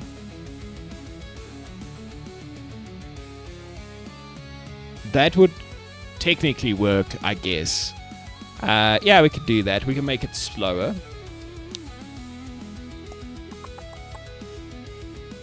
Okay, so now it will be big and slow. We just need to make the fireball projectile understand that it now has a new thing here. Okay, fireball speed was set to 30 at least. Okay. Let's just make sure I set it to 30 again.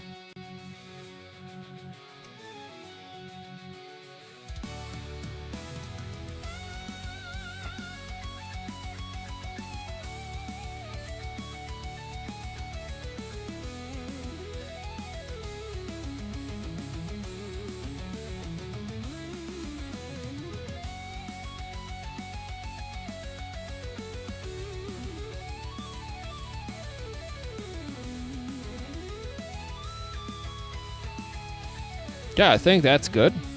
Let's give it a try. Let's do a big bomb. A big fireball bomb.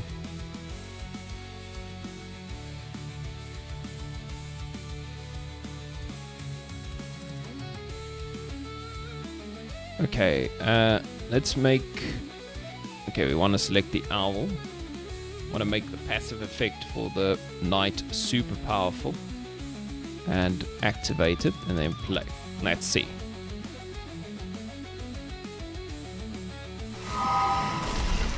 Damn!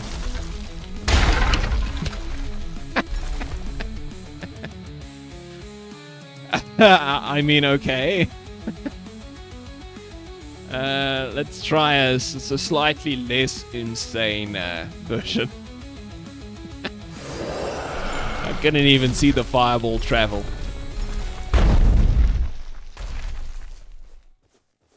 Interesting. It's way slower. I think it doesn't even reach the end of the screen anymore.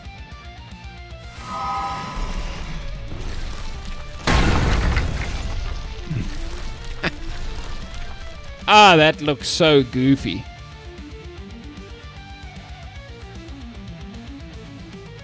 Let's aim for the corner of the screen and see what happens.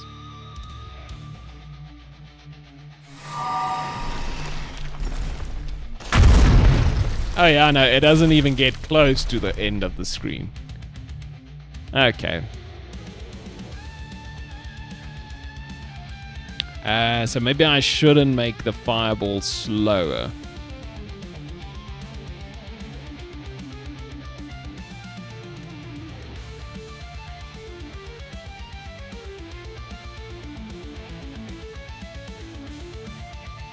I guess, yeah, so my scale was like 100% essentially, so I was dividing this by 2, so I was halving the speed. That kind of meant it didn't travel as far, right? Okay, let's take out this line. and just go try that again.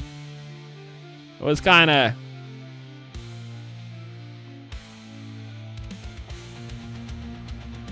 I might need...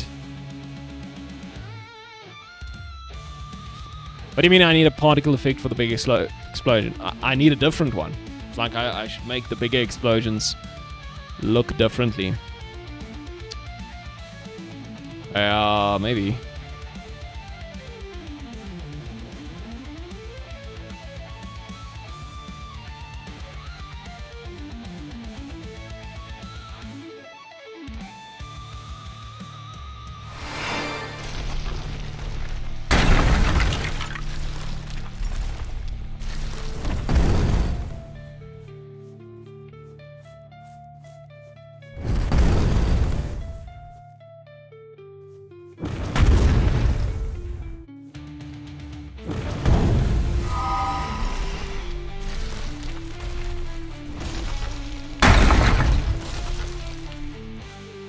I'm pretty sure I didn't change the speed. Is it just because it's so big now that it kind of looks weird? Huh.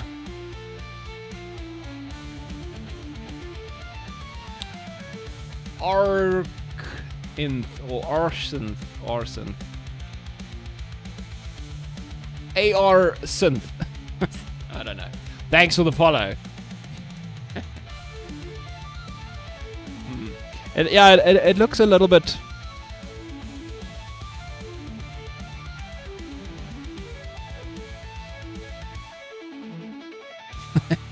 You edit your way into incoherence. Yeah, I see what you're saying. It looks a bit weird, the current state of things. I don't think I'm scaling it anymore. But it is exploding on screen, definitely, right? That for sure is happening.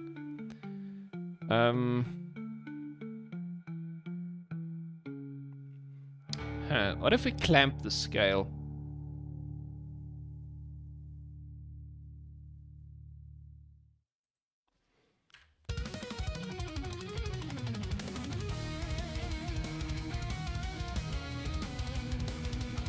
Could I do scale dot?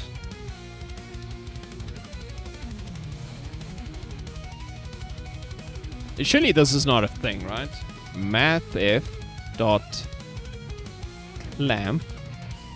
Could you just do that? Does it just would it just take the scale and then edit it? Is that a thing? Or do I need to create a new float? It kind of seems like this works, right?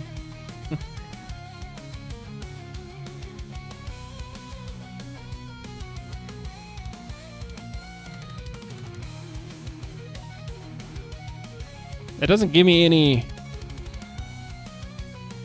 Okay, I thought so. I need to do scale equals, right? And to grab that scale, clamp it, and then it shouldn't be as crazy. Theoretically. This is just for the fireball itself.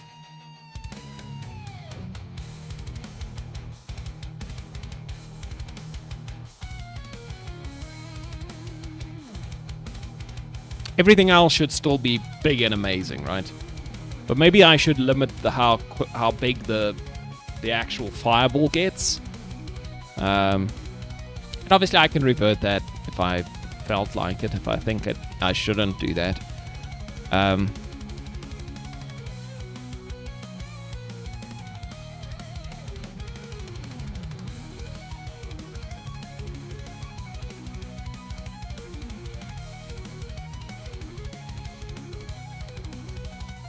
Okay, so we grab the wizard.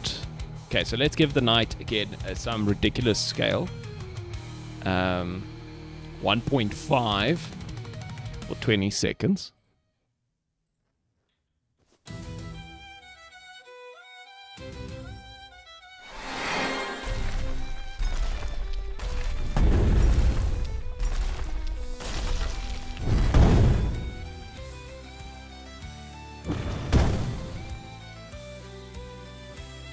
It doesn't seem like the duration is really getting any longer, but anyway.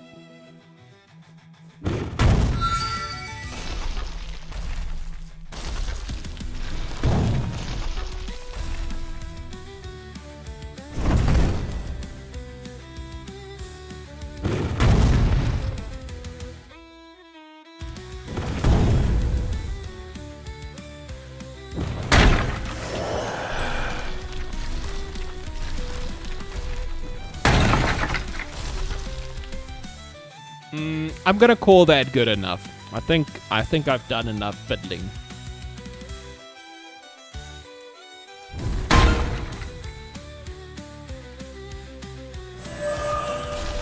Should I scale the sound effects?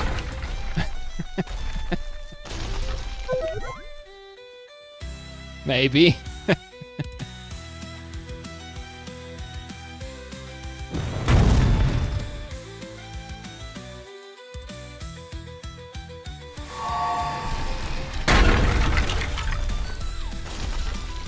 Why am I so slow?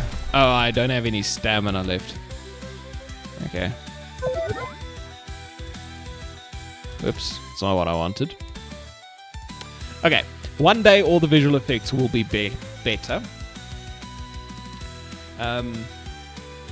Okay, we should definitely add more oomph here in some way, right? I think one of the ways that it's a good idea is just to make it louder.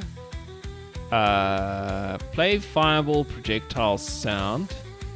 So that's the one sound effect we play, and the other sound effect. Where the hell do I do the other one?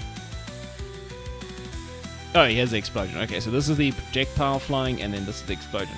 Now I think I can give these things volume.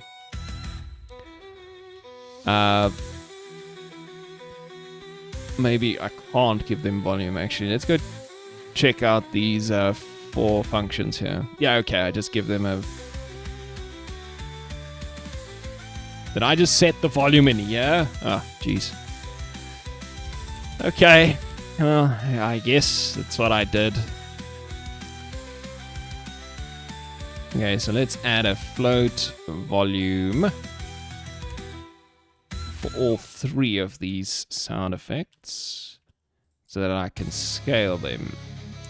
And I might take the base volume and multiply that by volume, right?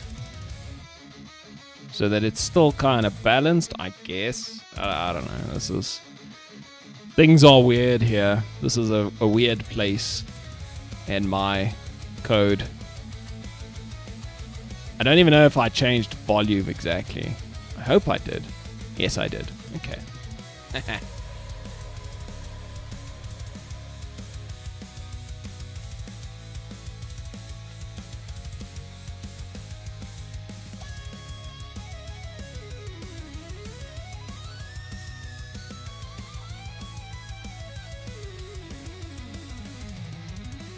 Oh, that's true. I could just make this a default, hey? I could be like volume equals 0.5 F. Now it's default going to be 0.5 F. And then I can change it based on the... Well, okay.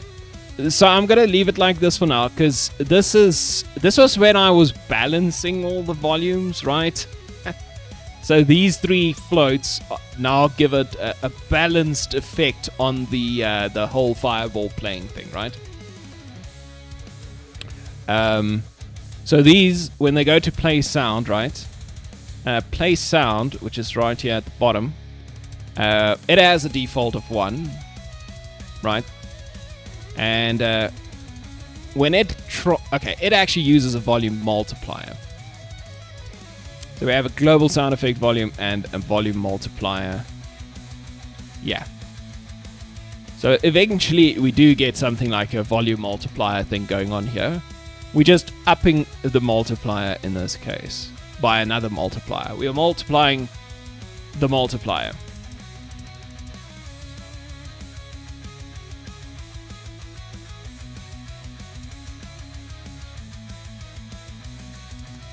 Where the hell was I even? Yes. Even this whole thing, it's kind of weird. Anyway.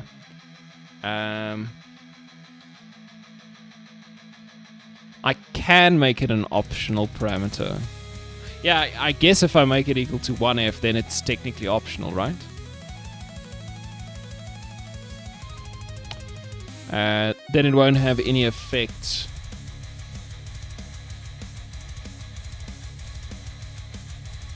Yeah.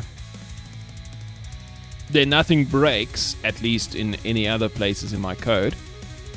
Even if...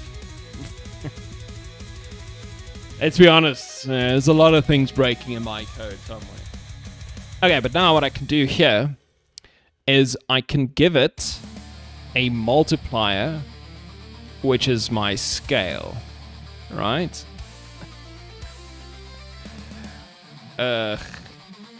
Okay, well, it's gonna be what it is. Now, the explosion sound over here doesn't know what the scale is.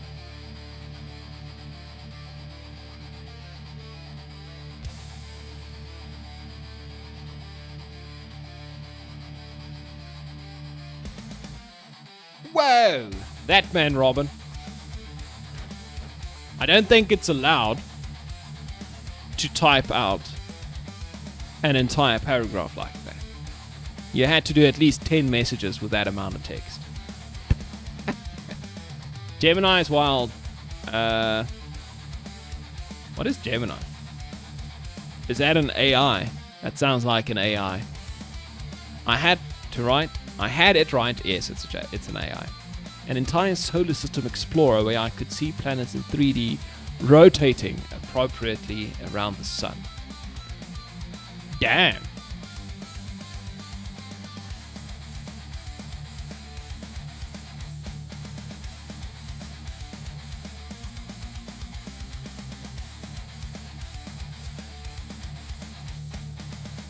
That's insane.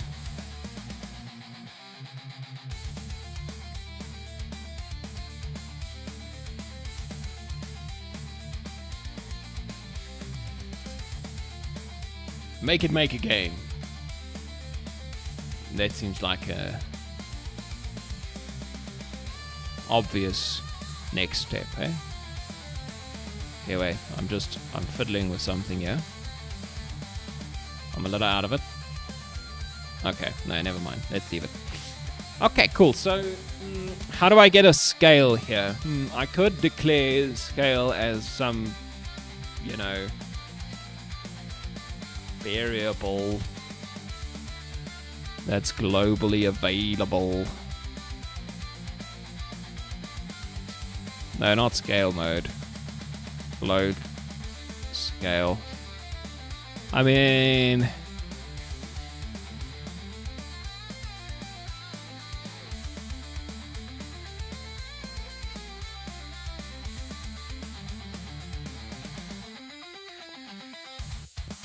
Boom.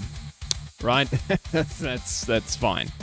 And then when I call the explosion sound, I can also just give it the scale. Righto. That seems fun. That's good, right? That'll work. So now it should at least make it louder. I guess it's still gonna be capped at 1, right? Something like that. We'll see how this goes.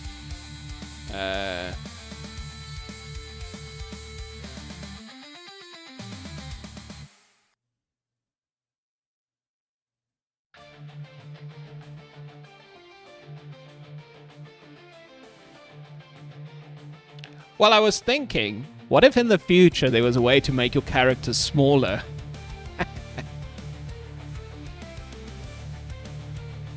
Right? You can make your character smaller for some reason. And then they shoot small little fireballs. I don't know. Like, obviously there's no way for that to happen right now, but, who knows? Could happen. Holy... CR Polar. Is that a crapola?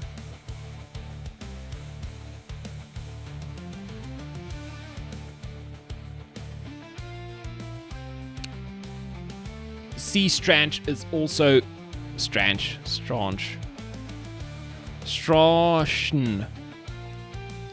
Whatever. Also playing with Gemini, I suppose, eh? You guys are Gemini. C Stron. Ah, okay. Strahd.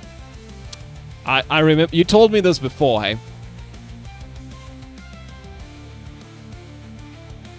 I think you've told me this before. But like, I forget things. I don't only forget why I wrote some code. I also forget names and pronunciations and things like, and dates, birthdays. It's a tough life.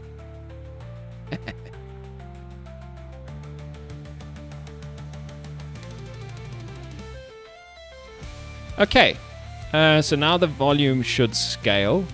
And now the next thing Wallaby is going to tell me is you should probably add screen shake.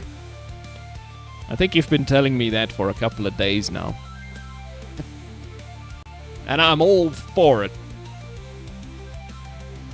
I think I should add screen shake.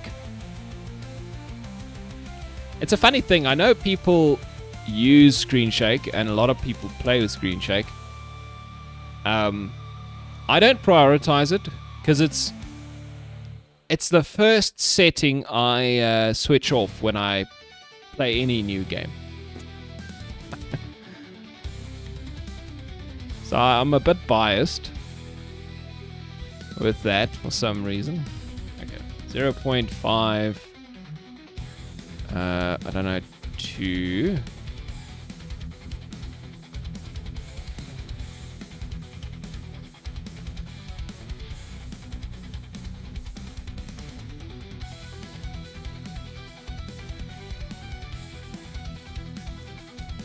Yeah, but screen shake does definitely give the game a little bit more.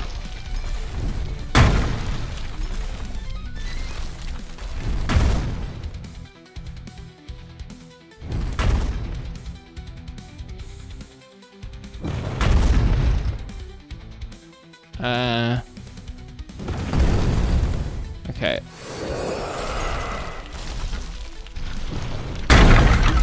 The explosion is definitely louder. I can't really hear. This is a weird thing for me.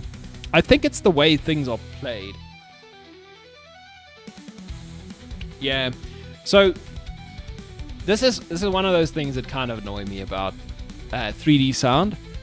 If for some reason it's very difficult. It's like the 3D the sound just disappears immediately. For some reason.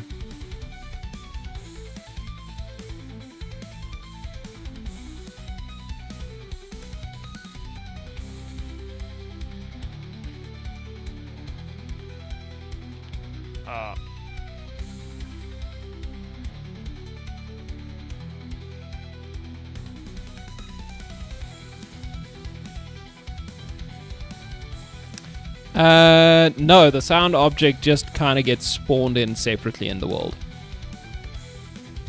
But it does move with the fireball, this one specific.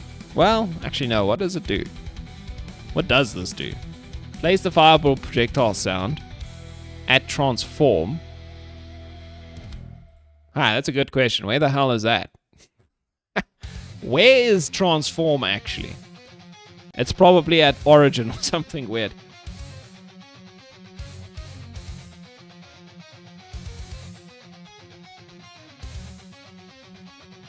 Yeah, and it's throwing it into the pool.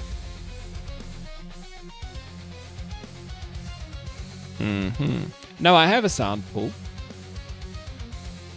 Where the hell's my sound pool? Here we go. Sound effects. Sound FX. So let's just... Okay, let's see. As soon as I throw this thing... Okay. I can obviously hear it, but it's... Yeah, so... There's a bunch of audio sources here. Let's see, as soon as I throw one... That was the blast sound. Muffled bang, muffled bang.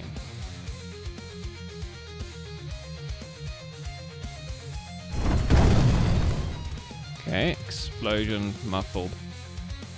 Okay, so okay, fire blast, projectile spell. So priority is low.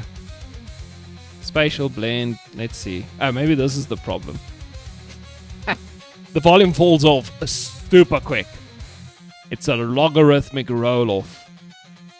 If it's linear, it would do this, right? Ah, okay.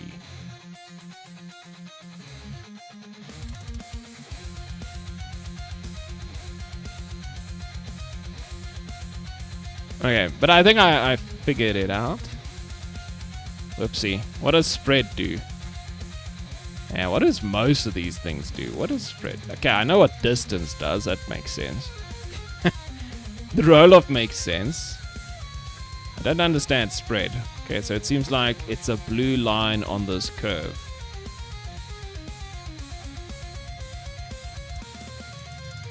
Oh, I could just... Okay, let's try that. Control-Shift-P. Oh, what the...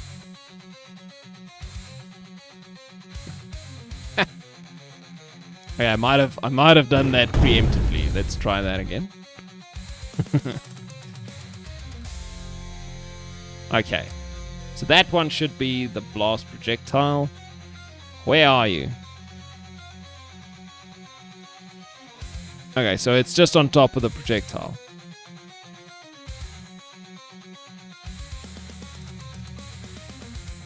Did it just disappear immediately?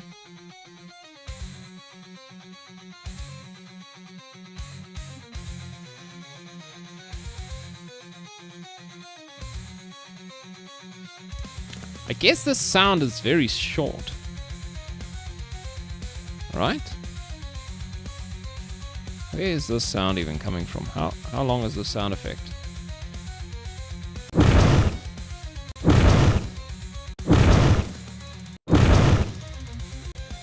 That's not that short. Why did it disable that quickly? I think I use this. If audio source.is playing, if it's not playing, return it to the pool. That's all I do there.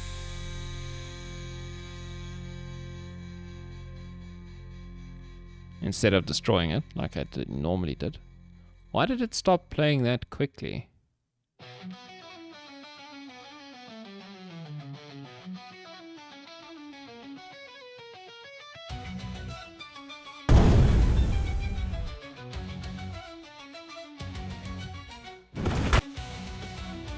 Okay, now it didn't stop playing that quickly, because it obviously went all the way to the bang.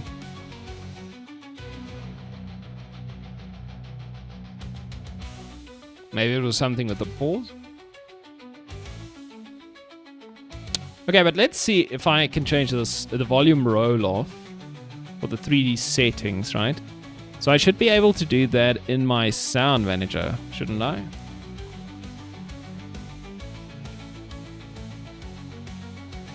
I don't know what this is for. Oh, this is not important. Okay, so I have an audio source prefab apparently. Apparently, so I guess I create copies of this thing. Makes sense. So I can just change this to be linear or custom.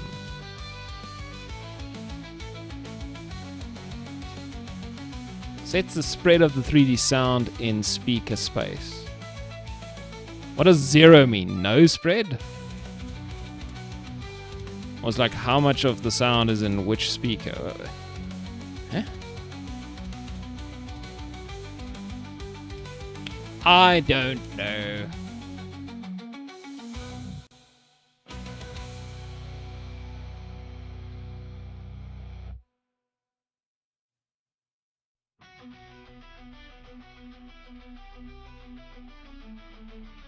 Okay, but let's see if they all do this instead. I should be hearing it a little bit longer at least, right? So if the prefab is now that, all of them should be this. I don't need to set that in the script. Unless I set it in the script. Let's just go back there at the end. No, I don't. Spatial blend, I make that 1. Oh yeah, It's full 3D. Okay, that's fine. Oh yeah, we spawn a... Yeah, this should be okay.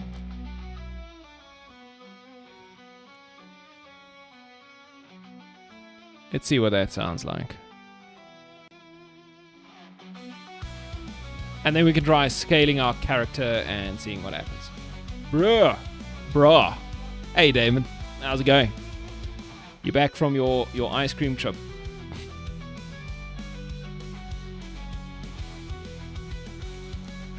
What? What is your body type, A or B? Where is my body type, A or B? I don't understand what you're saying. You come here and you just start spewing nonsense. Oh, that was actually way more volume.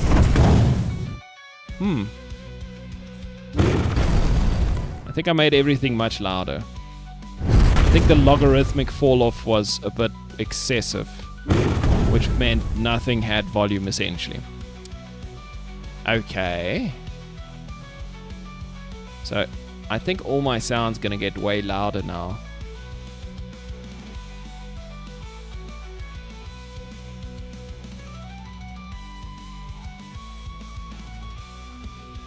Okay. Alright, yeah, spatial blend from 0 to... Oh yeah, I knew what spatial blend was. The one I don't understand is... What's this one called? Spread. I don't understand spread, to be honest. Oh, that was yesterday.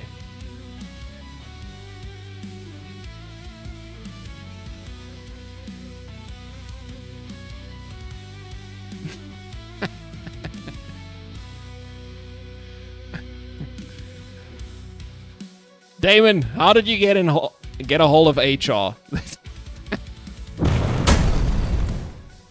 Okay, the sound is way louder now. I definitely need to fix that.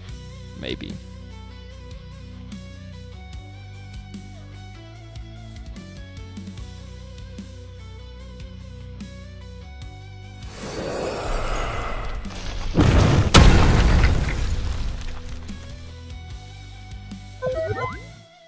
Okay, that's not so bad. I think I can live with this.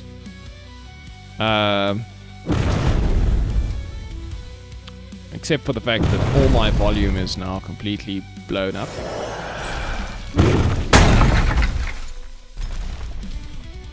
Yeah, volume is a difficult one to work with. I don't know how loud things should be. Let's see if OBS is redlining when I do these fireballs. Oh damn, it's hit red hot. Are you guys okay? This thing exploded. OBS is totally redlining. A lot. Damn. I hope everybody is okay.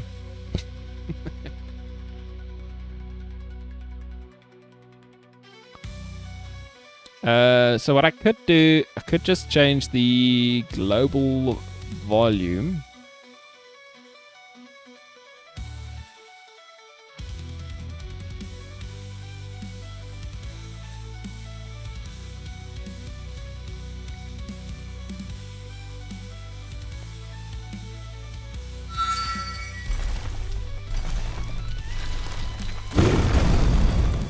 Okay.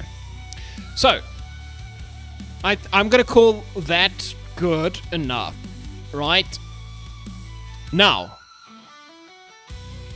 next thing is I think we can start looking at the other characters and deciding how or which ones should have a passive effect. Right? Okay, maybe we should first do a playthrough like we did with the owl. When we got all this stuff going.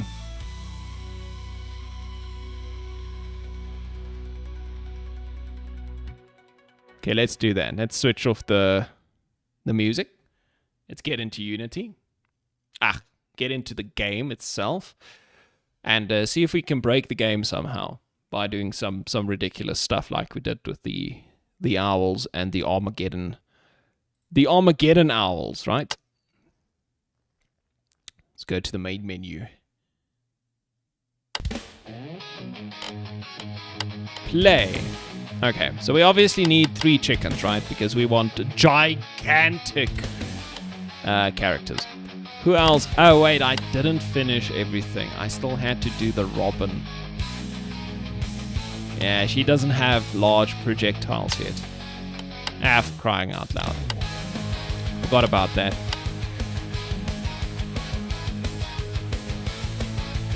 I should also make better transitions. that was a rough one.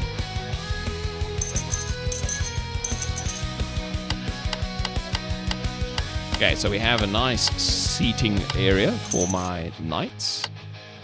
Let's upgrade the spa. Let's get the hospital and some of the gym up and running. Okay, let's go. So we should be receiving a little bit of a buff. What the hell was that?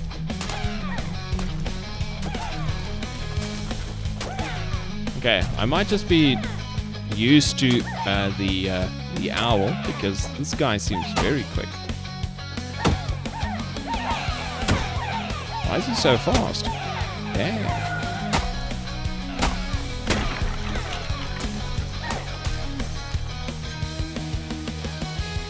Okay, let's go. Attack speed, why not? Damage, yes. Movement speed. Okay, this is not any of the things I wanted, but anyway, let's... Wisdom, passive strength. There we go, that's what we want. We want as much of that as we can get. Passive strength, yes. Wisdom, passive, damage, armor. Okay, so you guys remember how the owls kind of broke the game?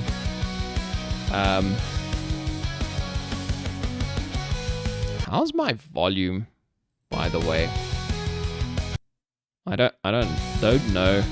Is it okay? Or Unity? Maybe I should just make it chill a little bit. Okay. So with the owls, we obviously broke the passive strength effect because they increased your wisdom, and wisdom caused you to have or gain more levels than you should otherwise. And that was kind of a runaway effect in the end. But yeah, let's see. Movement speed could be good. Health regen. Passive strength. Or 17 armor. I think I'm going to go with the armor. Health regen. Okay. So the chickens have a job. They need to just watch the fight and make sure my duck is insane.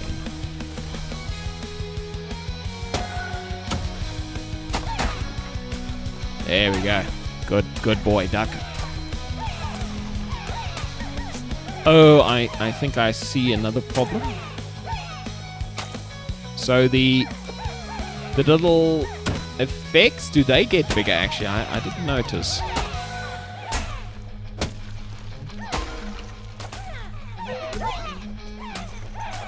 I like that the lizards can't even get close to me anymore. Well, they can if I don't have my boost. Come on. Give me a boost. Oh. Okay, what do we want here? More movement speed, I guess. Stamina. Armor. Okay, we can do scavenging and maybe armor and spell damage. What does this thing do? Gives you more health, armor, and reduces your attack speed, critical chance, and lifesteal. That's fine on Chuck here. Let's put it on Chuck. Let's take Chuck for a spin. We'll let the duck rest. Let's see what Chuck can do. Okay, Chuck's not going to do much, I don't think, but we'll see.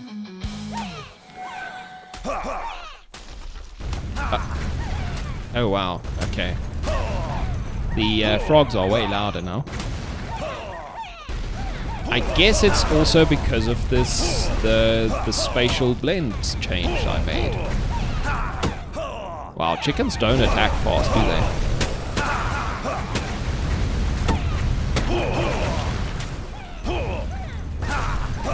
They also don't really die fast, so I guess I can't complain.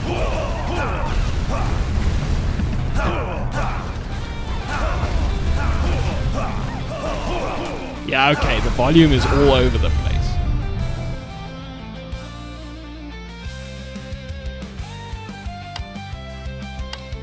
Get some damage in you. Get some attack speed in you. Your attack... wait. I gave him the thing that reduces attack speed. That's why he sucks. Okay. I forgot about that. My bad.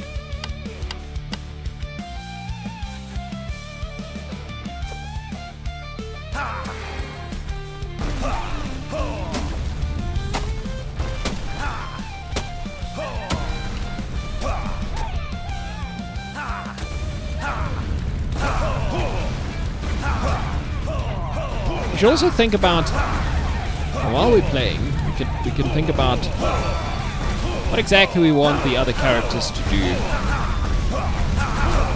in terms of passives, and then we should actually go fix the sound. Because all my frogs are so flippin' loud.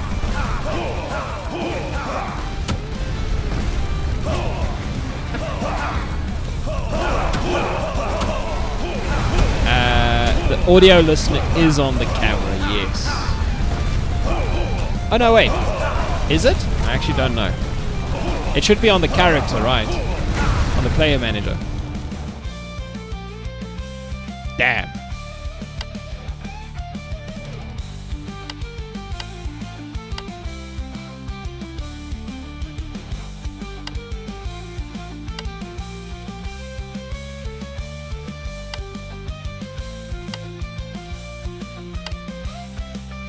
Critical damage. Nah, it's fine. Yeah, I should put the audio listener on the character, hey? So it doesn't all sound like 2D sound. I might have done that, to be honest with you. Let's see, player. Yeah, the audio listener is on the player. Okay.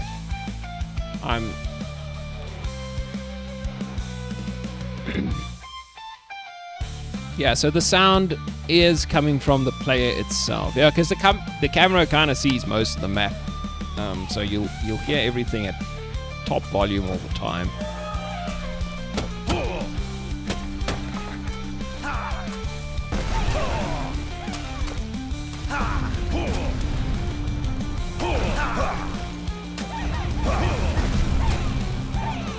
I think I'm gonna have indestructible characters. That's pretty much what's gonna happen with the... So with the owl, what happened is you didn't have any other enemies on the map because the Armageddon owls are just too powerful. Okay, that doesn't look great. But I think with the chickens what's gonna end up happening is just everything's gonna be indestructible.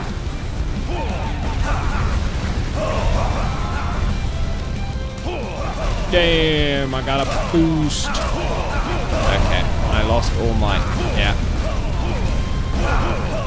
I need to 100% change my volume a lot. Yeah, I guess I never realized how much quieter it was with the way that it was scaling.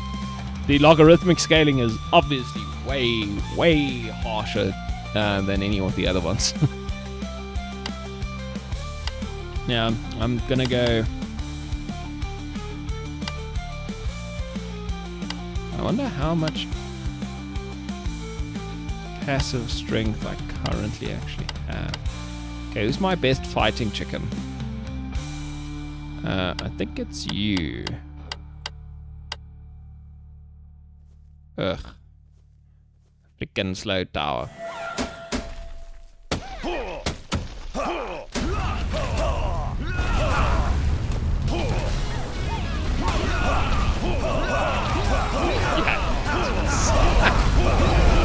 The frogs in particular are way too loud. And the bombs. Everything is just blowing up my audio.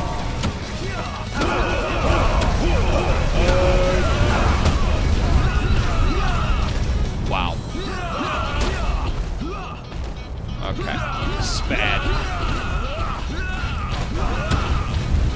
I'm not dying though. It's kind of interesting.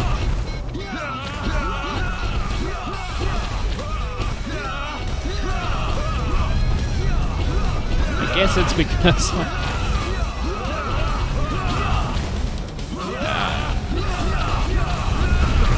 okay, this feels bad, and I'm kind of being overwhelmed at the moment with the audio, so I'm just gonna stop it there. Mr. Minimates, you made a new enemy. Nice. More audio. Nah, I think that was a bit much, eh? Yeah, I think it is the fall off.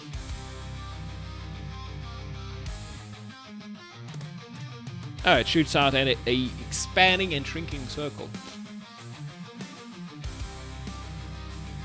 That's cool, man. What was my frames per second? I wasn't actually paying attention.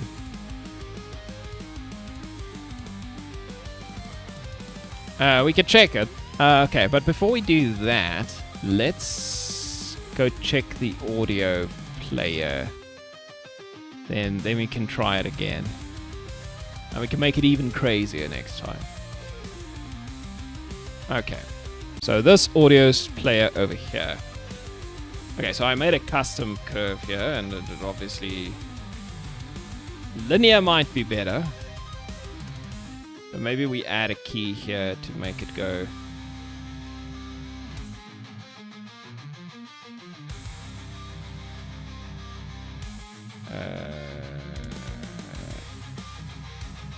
auto.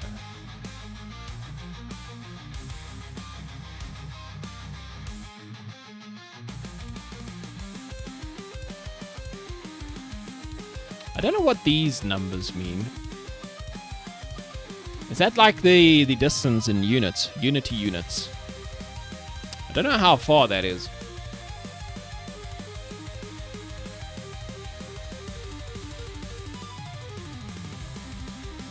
Maybe I make it 50. Then I make this good key. So it should be 0.4 at around 15 units. I have no idea how these units actually work. This obviously seems terrible. I don't know.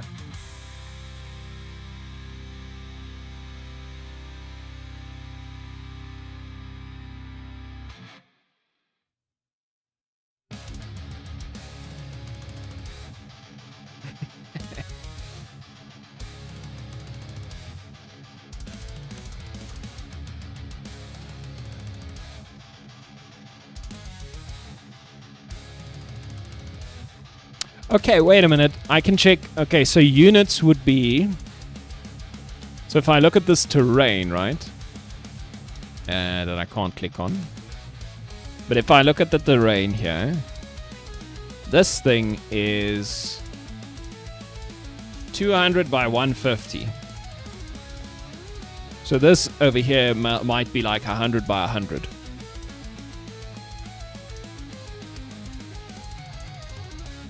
Right. If that's the case, then maybe we make it 0 at 100 away. Maybe.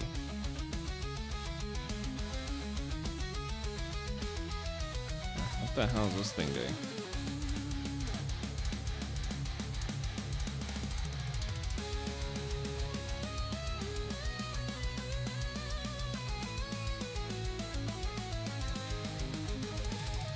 And then max distance like 150. Oh, it's scaled. Oh. Ah, jeez.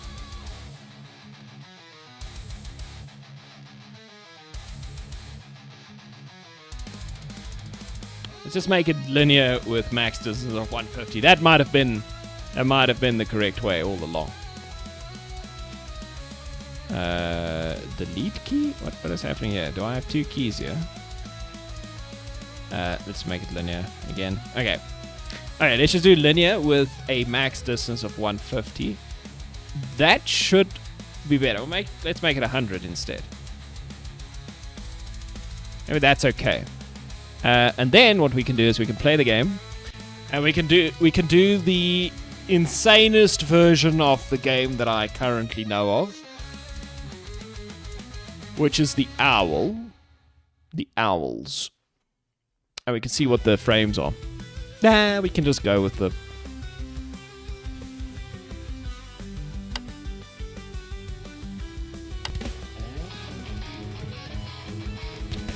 Yeah, let's try it. Let's try it out. Alright, what kind of team do I have? Do you guys want me to build?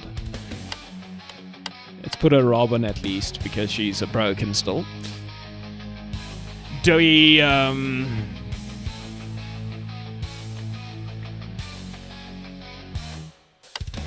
let's do 1 owl. 2 chickens. Nah, 2 owls and 1 chicken. Yeah. Ava, Barnaby, Cedric, and Duke. Let's go, guys. Okay. I have to try Gemini? Yeah. I have to do a lot of things. I can't tell you how little time I have left at the end of my day. It's vanishingly little. It would be kind of cool if I could play with those things. Yo, this guy. I'm doing well, thank you. How are you doing?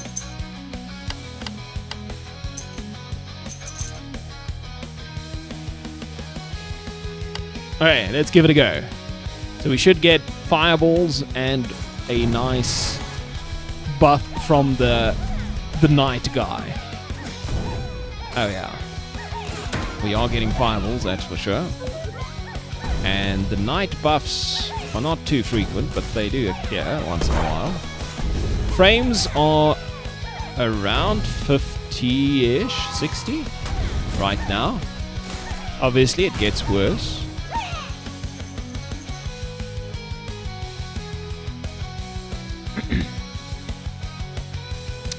Oh, look at this. We got a very nice item. Let's give it to the chicken. Why not?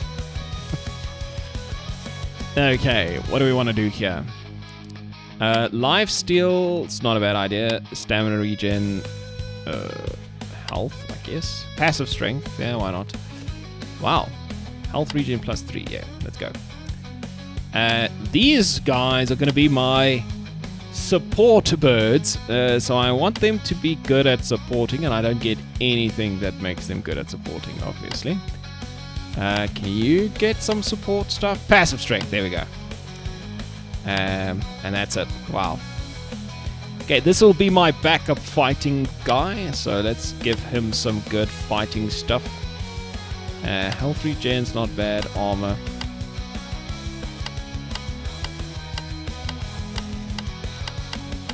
Let's do it. Okay, so we'll see around wave 3 is when it gets really bad. What? Why can't I shoot that thing? I might just have been dumb.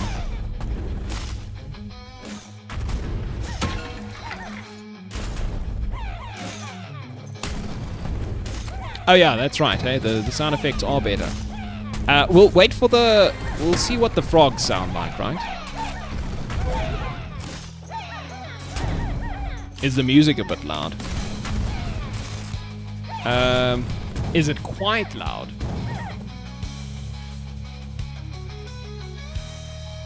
So it's like too much.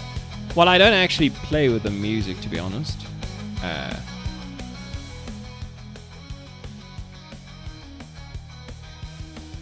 I think... Okay, so the music obviously doesn't really have a global... you know, you'd be able to change it as the player. The balance between music and sound effects, right? Some people like to play without sound effects and only use music.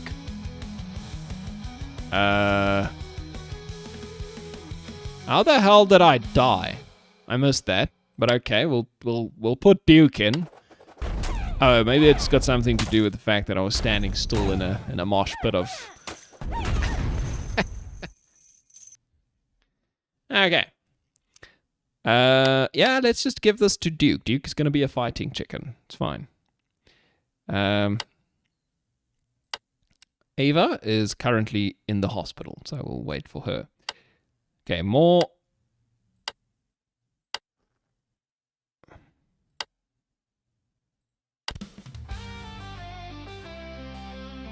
Okay, let's see what Duke can do, because he's on his own right now, while Ava is recovering. And we can listen to our... Okay, the frogs, I might want to tweak them still.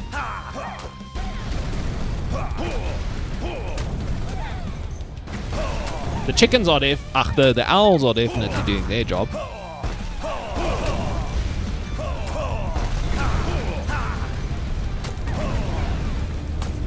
I might have to change the volume for the fireballs. I think the more... Yeah, I think it's the bombs and the fireballs together now are kind of getting a bit rough. Maybe.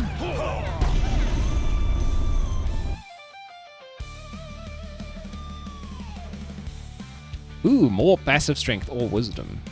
Let's get passive strength. I think it scales better. Okay, we can do... we can't really do health regen. He's got no health regen.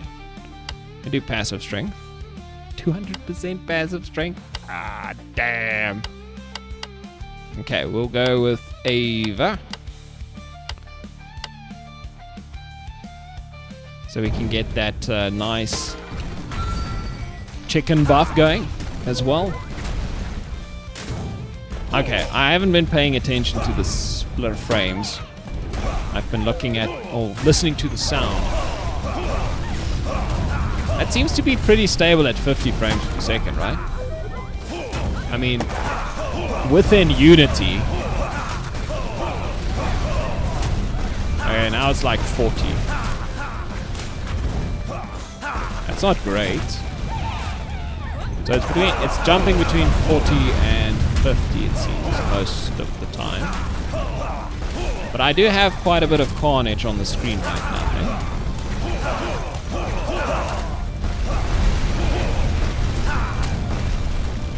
So it will perform better in a build than it does in Unity, obviously. I died again? What?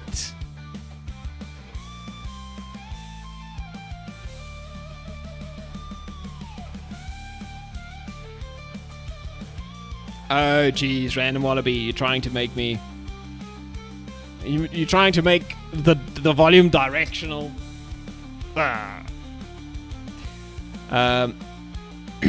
Make it rotate.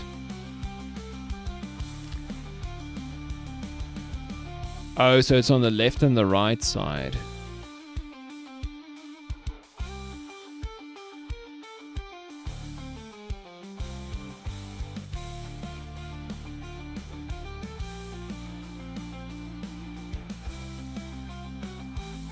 Oh, it shouldn't rotate. Oh, I read that completely wrong. I thought you said it should rotate. Oh. Yeah, that's true, hey.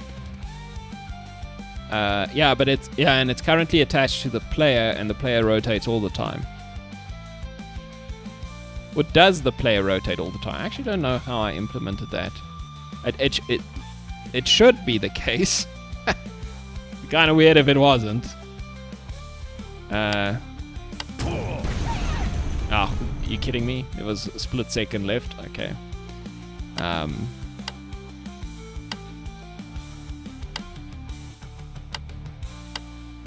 Yeah, but I'm pretty sure the player is rotating. Ooh, more wisdom. Yeah, why not? Let's give it to Cedric there. Okay, I just want to go test that. Okay, I know, it's...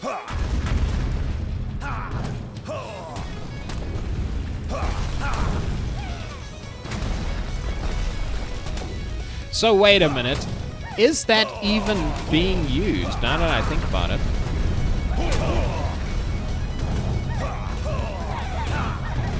I don't actually hear the sound doing anything weird, to be honest.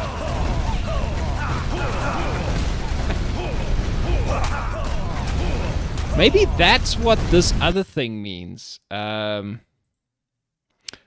thing I didn't understand, the spread. So it sets the spread of the 3D sound in speaker space.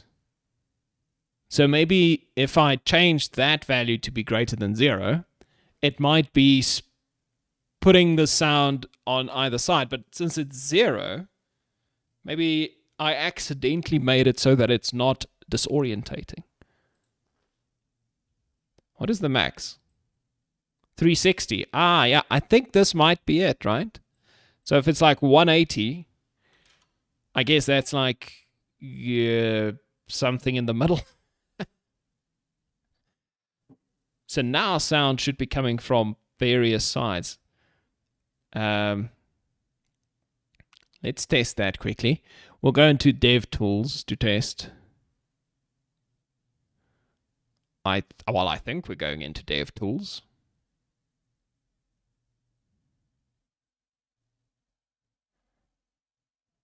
Okay, let's just grab the chicken. Let's play. Let's spawn a few frogs,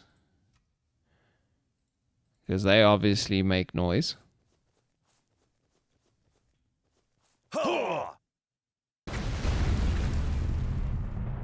I have no idea where that sound came from.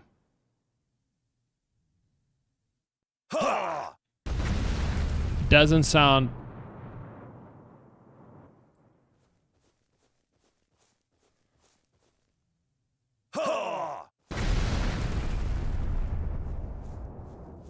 I don't hear a difference.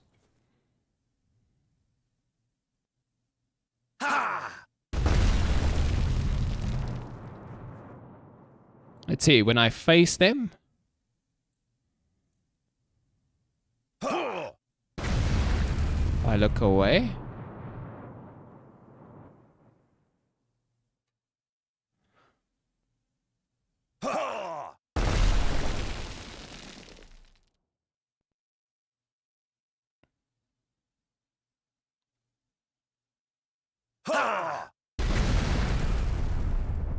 I look down.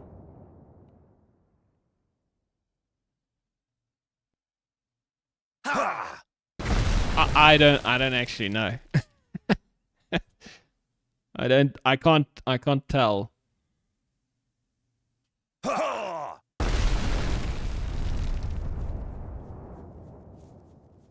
Oh, maybe you're right. Maybe it's 90, not a 180. I don't know why, because it goes from 0 to 360. Yeah, this is a weird, I don't know what that really does.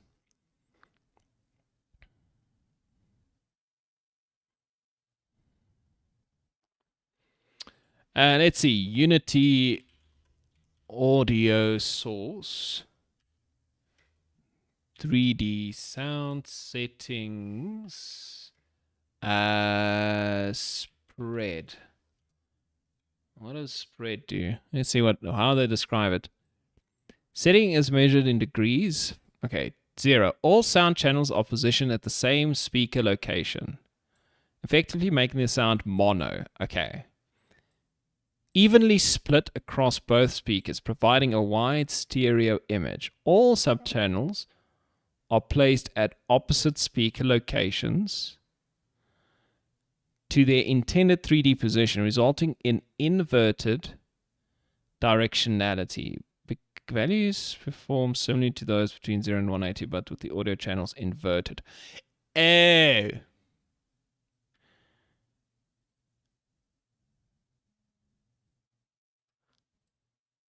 So it is something to do with stereo. So 180 seems like it is spread across both speakers.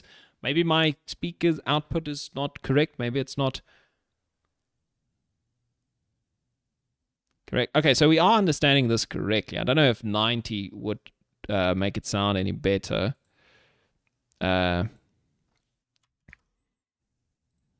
0. Let's make like 1. Oh, I shouldn't have. That kind of sounded like it came from the right.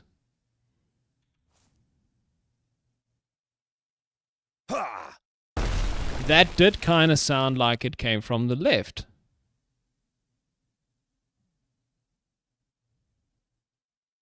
You know what I should do? Let's take out this earphone. If I can't hear him shout.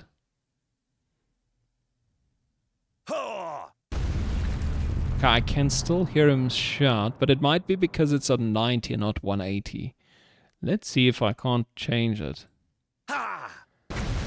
So in the pooling... Okay, wait, I don't know why I'm doing this. We didn't want this, right? Oh yeah, I could just rotate the player in the other direction. We actually said that we didn't want this. Because it... Oh yeah, no, I could definitely hear this. Yeah, okay, so it is working.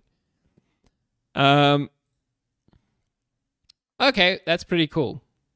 That it works. So okay, we learned something at least. Now, do we want that to be how it works, or do we want to set this back to 0?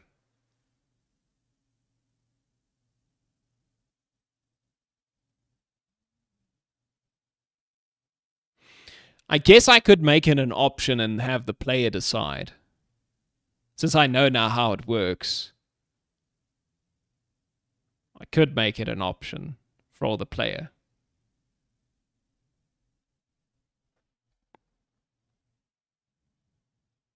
I'm going to leave it at 0, because I think no spatial sound directions is a good default, and if I ever forget to make it an option, I think most people won't be too bummed about it. But if I make it 3D and then I forget that I made it 3D and yeah, okay, and I never put in the setting, then it might be weird. Or I could write it down and then not forget. Okay, fine. Make sound 3D, or give setting for player, changing the spread on the audio sources.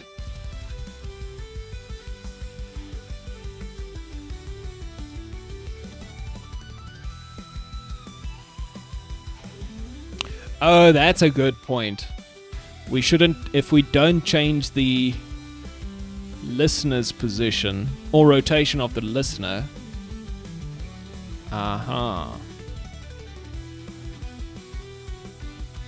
Yeah, that makes sense. So that at least as the player you hear left and right. You don't hear based on the orientation of the character, but you can kind of tell left from right, or the other way around. I don't know. What do you guys? My camera might be flipped as well, so. Yeah, okay, that's a good point. That may be worth it. So what we'd have to do.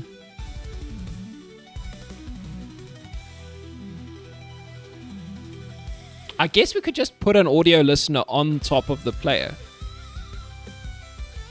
Well, not on top of the player, but I just create an audio listener game object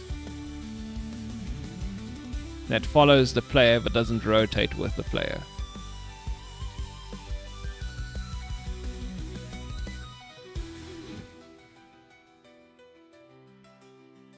Yeah, exactly like that.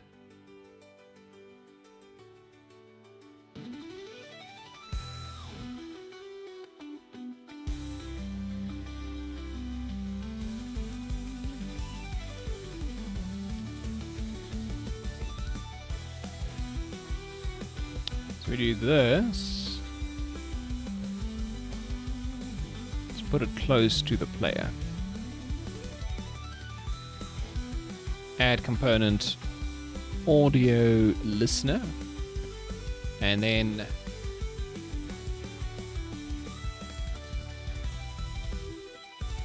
New script. Audio.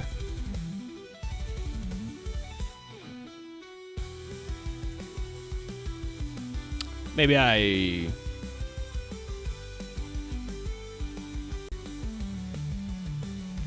that might be a good idea. Just make like a utility script called transform follower, and then I could maybe use it for something else in the future. Hey, who knows? Okay, I'll do that. Once Unity decides to give me back control of the game. Okay, yeah, let's go into scripts. I think I have like a utility folder here. Yeah. And let's create a monobehavior script. Transform follower.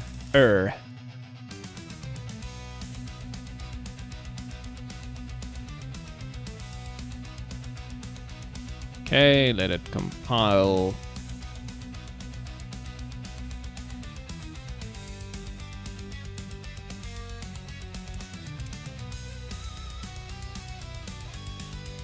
Yes, like, how's it already 8 AM?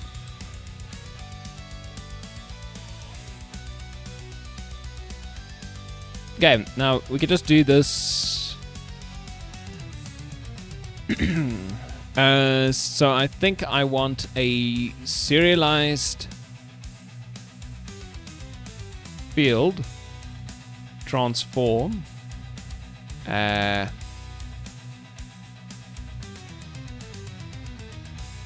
Let's call it target. Right. So we give it something. Just so if I wanted to follow something else, I could just do that, right? And then all we have to do is a late update, hey? Late update. It should be like transform.position is equal to target.position.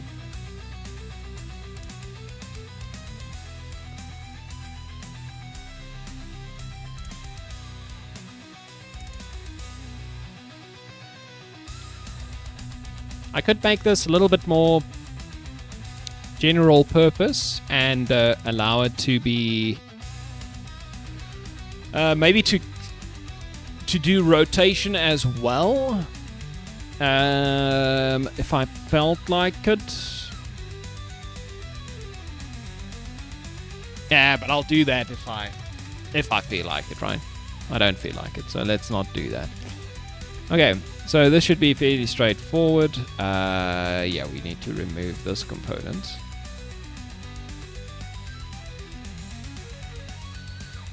What does a transform controller do?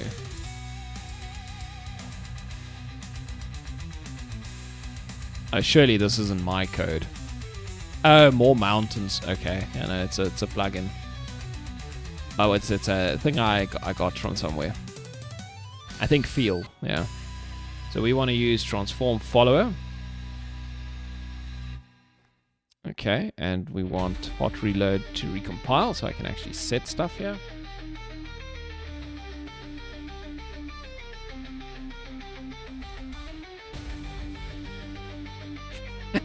Damon, what are you on about? Okay, Mr. Human Limits, ignore him. Don't engage. Don't engage. He's itching for a fight. For some reason. Okay, so we just give him the player transform here, and now the audio listener should be following the player. And we need to remove this one, right? Because you can't have more than one listener. It'll be weird. And then... oh yeah, maybe the listeners... I think it's pointing up, right? That is correct. The blue arrow is where it's facing, right? Yeah, it's facing up. So that should be fine.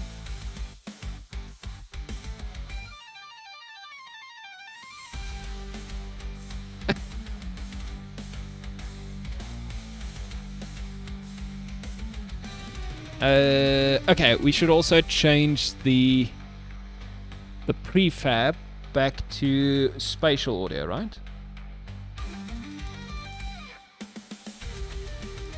Do you think we do like some spatial audio or full spatial audio? Like 180, which is full spatial audio. 1 hour game jam fight. Jeez.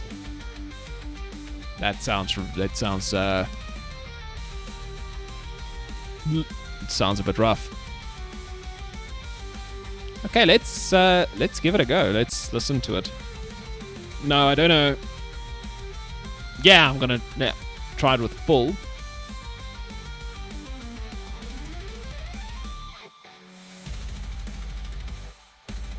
Spatial. What is spatial?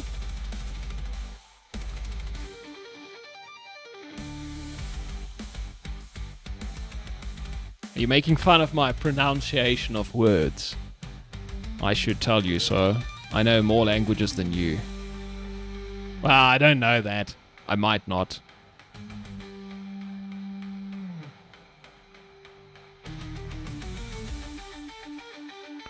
What am I doing again? Okay. Oh, yes. I wanted to switch off the music because it's difficult to listen or to hear where things are coming from. Let's do like 10 of those, 5 of those, and like 1 of those. And let's play and then spawn them. Let's see what that sounds like.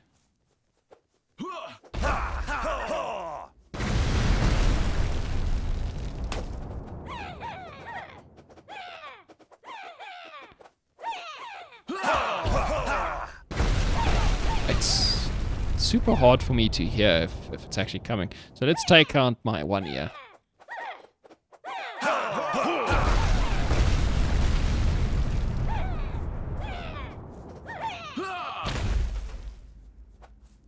I don't feel like it makes a difference.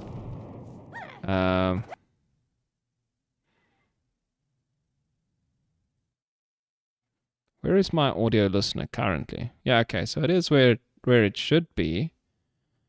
Somehow when it's full directional, I don't hear the directionality.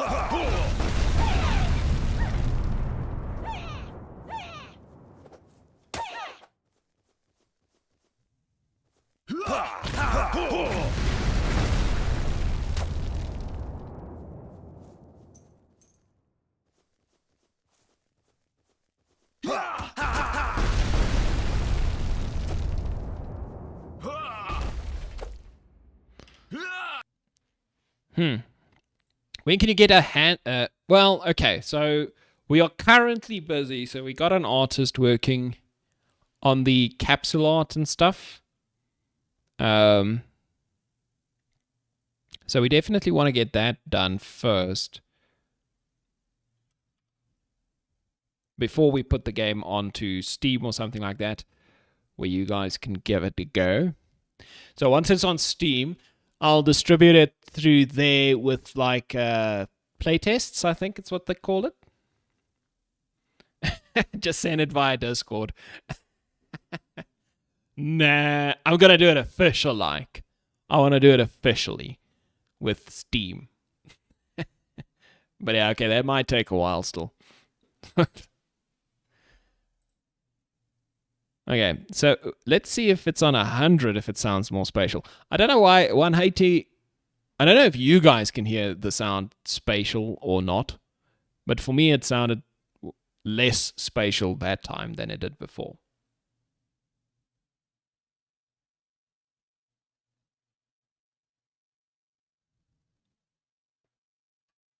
Hey, we can swap keys on Steam.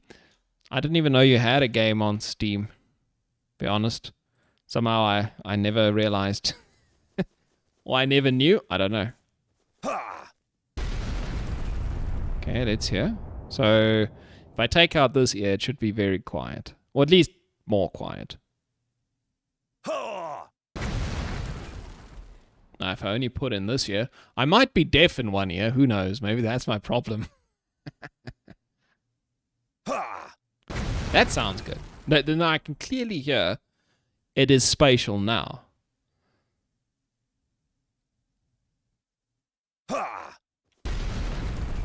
Yeah, like 100% I can hear the spatiality.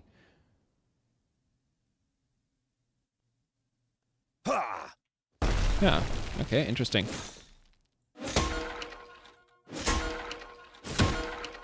I don't think these sounds are spatial. It seems like when it's on 180, it doesn't work. Maybe I'm understanding the documents incorrectly. Oh, maybe it's 180, it's evenly split, but it sounds less evenly. It almost sounds like it's back to 0 or something like that. I don't know. Oh, I'm reading the AI overview. I didn't even realize I was reading the AI overview. Okay. Okay.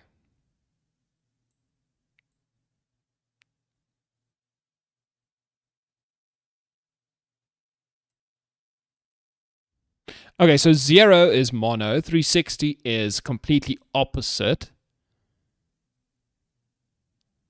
Wow. Is that all I get?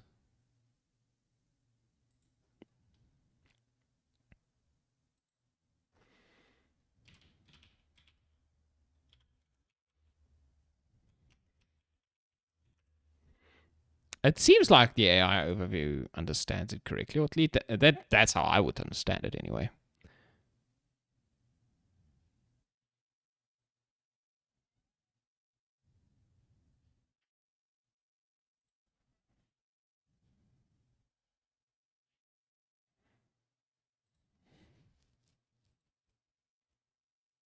Uh-huh. Audio source.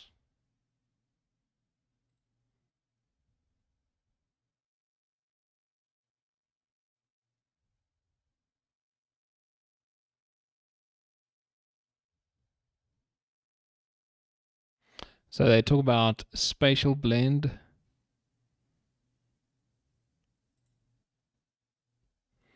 Okay, here we go. Oh, wow, look at this spread. That's when you get very fancy with it, eh?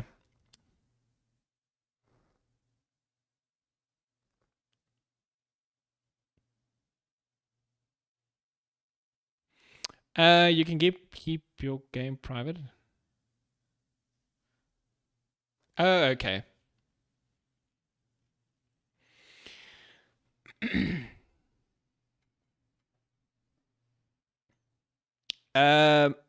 Yeah, Damon, I have the audio source currently on the player. The listener is on the player. Yeah. No, I got that right at least. Okay, so let's see. Stereo pan. No, I want to know what spread does. Where is spread property? Spread. Yeah, they really don't want to tell you much about the spread. Nah, whatever. I'm going to leave it like it is. There is at least some spatiality to the sound right now. So I'm happy with that. What we could do is try something like 170, so it's almost perfect.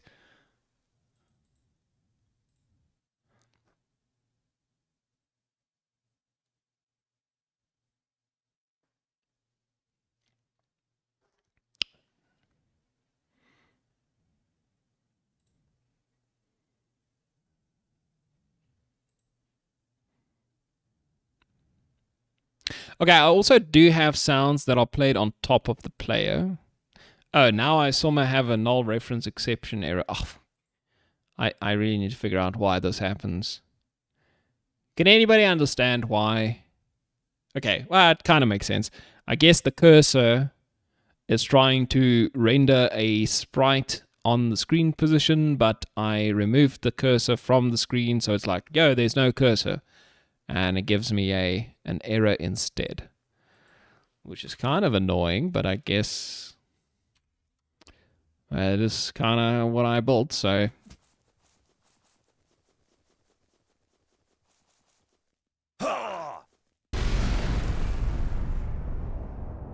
That was an interesting. Are they just gonna...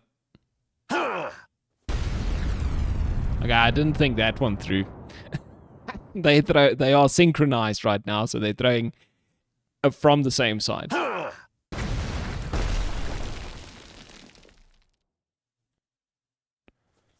Okay, so...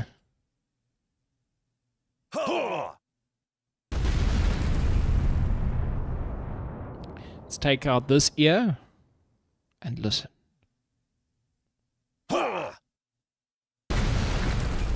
let's put in this one.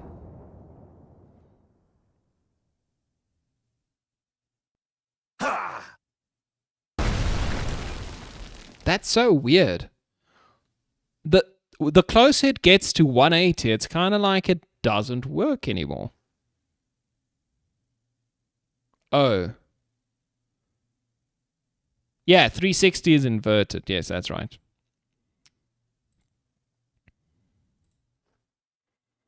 But like it has sounded the best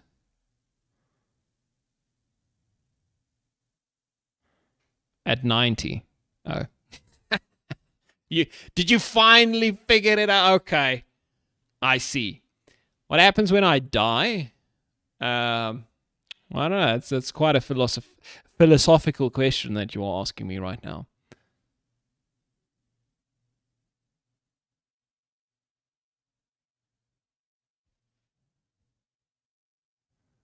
Oh my word, I'm gonna flip and lose it with this cursor.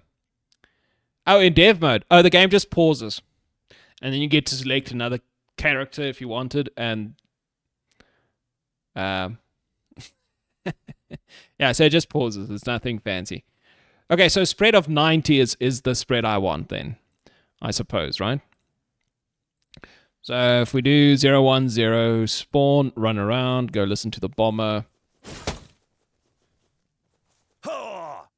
Yeah, that clearly came from the right. And this should clearly come from the left now. Oh yeah, no, that's so... Let's see. Oh yeah, no, that 100%, like 90 on the spread is perfect.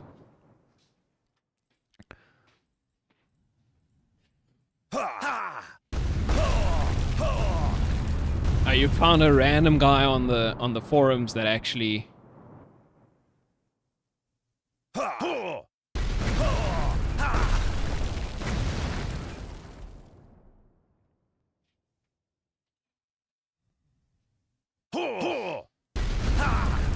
Okay, but this works now. Yeah, I kind of got distracted, Damon. I should get back to working on the actual game.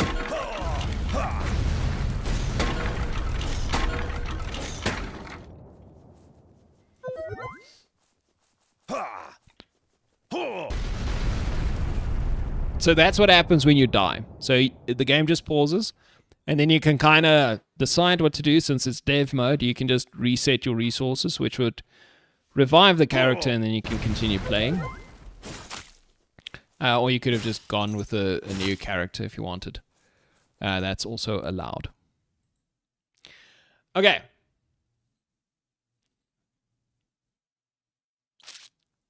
Yeah, the docs didn't really help us here, hey, Wallaby. Okay, let's make the projectiles shot by our ranger bigger. Right. I think that was the next thing we were wanting to do. Let's get our music back in here, and we can go scriptable objects. Just to go and change our team composition. Oh my word, can I please just double click on a folder? Crying out loud. Okay, so we basically just want chicken knights all around and one ranger. So we can do... Well, I want to do a lot of buffs and see what happens with the arrow size. Now, if I did this bit in a better way, I could have done this once and it would have worked, but I was dumb, so you know, here we are. Okay, let's see, what do we have to change if we want to make this thing bigger. Okay, realistically, there's not a lot going on in this script. Okay. The scale, for some reason, is 1.3. Why am I like this? Why would the scale be 1.3? That must make no sense. Do I actually spawn these in at a scale of 1.3?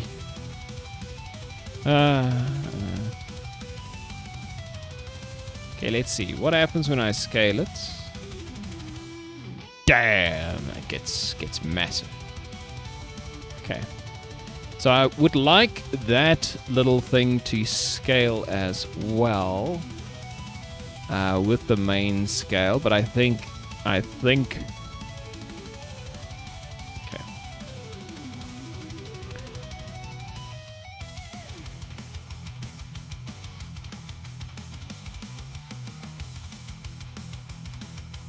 okay, let's see.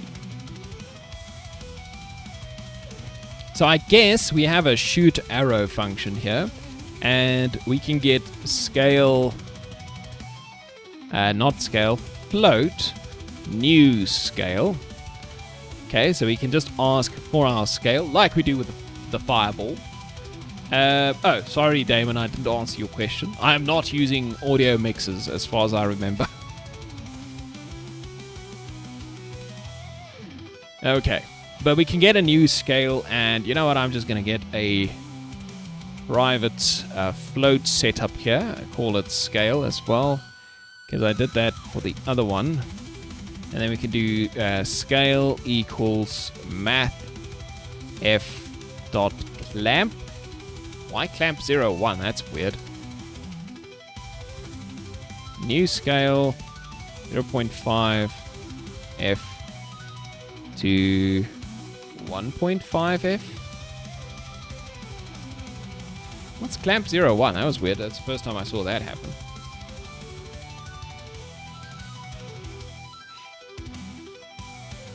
Yeah, audio mixers are probably... oh, damn. Now that I think about it, I probably should look at audio mixers. Oh.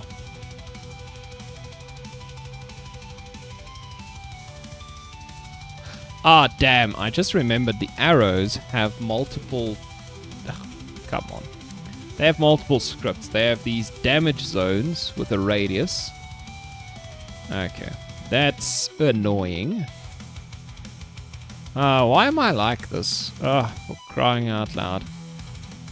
Okay, at least I get the component of the arrow projectile movement. Okay.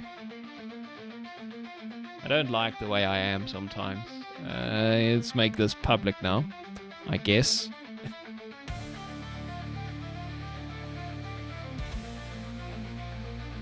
Okay. Audio mixers are massive help. Oh! Well done, Damon. You got number 1.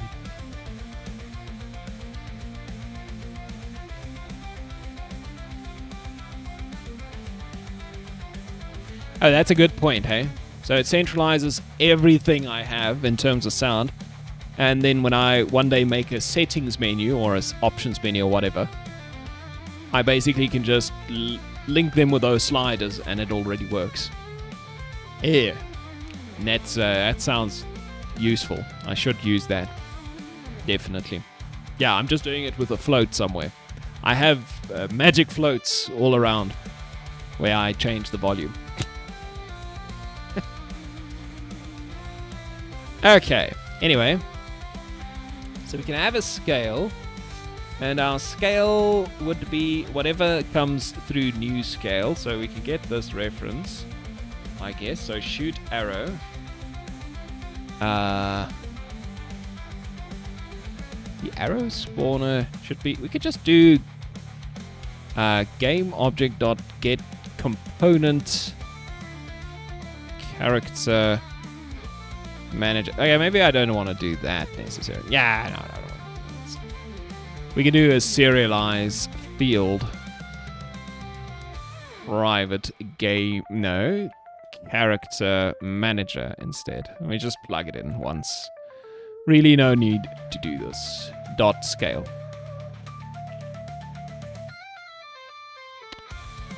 Right, so now when we shoot the arrow, it creates a projectile and it sets the projectile scale. Now that doesn't actually change anything. Yeah, no it doesn't. Do I have a way to scale the... No, wait, I should just be able to scale the thing itself, right? I could just do this. Transform.local scale equals a vector 3.1 multiplied by scale multiplied by 1.3f.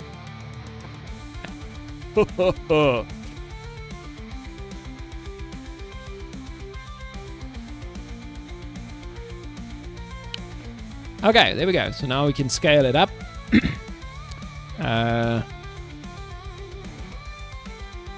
Based on how big our character gets, the arrows would get proportionally bigger as well. Will they fly further? I wonder. We have arrow speed here. Should we change the speed of the arrow?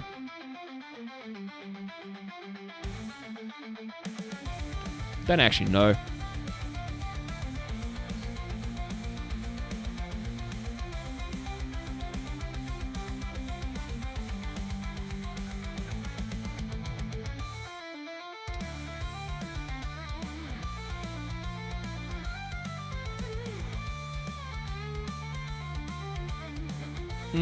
Let's not change the arrow speed at the moment. What we can also do, I guess... Yeah, let's save that. And let's go to the projectile damage. So we have this arrow damage radius. Okay, let's just copy that. And do a start arrow damage radius as well. And yeah, so our arrow damage radius would now change based on our start radius and the scale.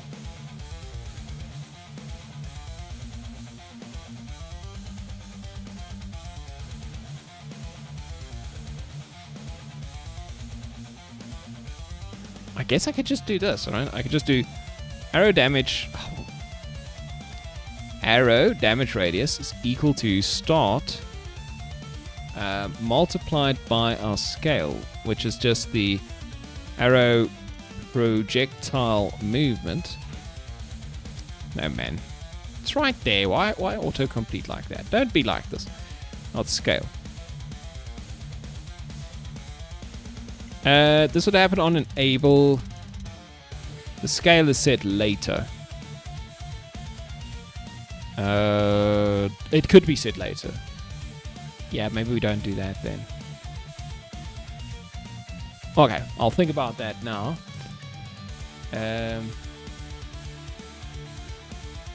Okay, this position could also be a problem. Now that I think about it.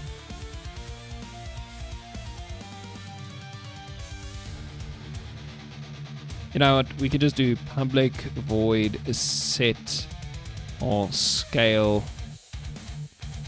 Set scale.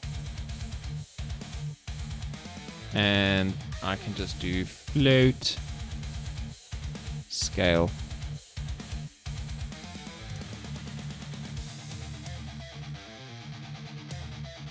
Don't worry about that, just do this.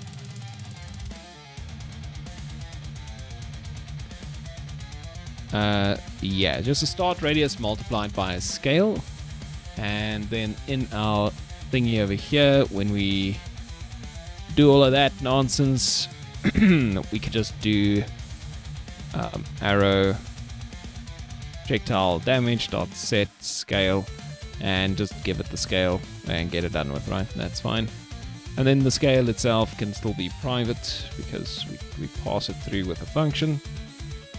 And it's not on enable, so we can't accidentally miss it because of the order that things are enabled. Okay, so that should make the damage radius bigger. Now, the only other thing is this position offset. I think the position offset should be scaled as well. Yeah, I think I want to do that. Private float y pos offset. I don't really know what to call that, but that's equal to 1f normally. So I think what I want to do is over here, well, y position offset equals to 1f multiplied by scale, so it can get bigger as well. And we just plug that in here instead of just a magic number like so.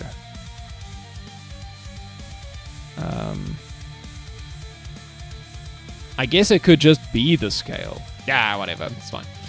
Maybe I want to make the base higher in the future. Okay, so now it should get bigger but with the scale.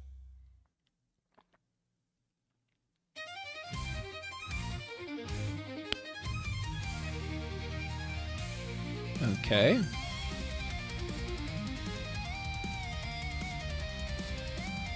I think that's mostly it, right?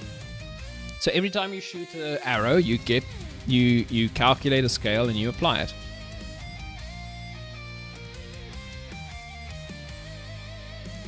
What am I missing here?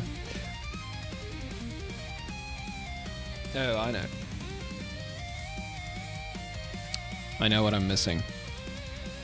So it's okay, the physical thing will scale. The damage zone thingy will scale now. But this green projectile might not. So let's just make sure scaling mode hierarchy. Let's switch that on.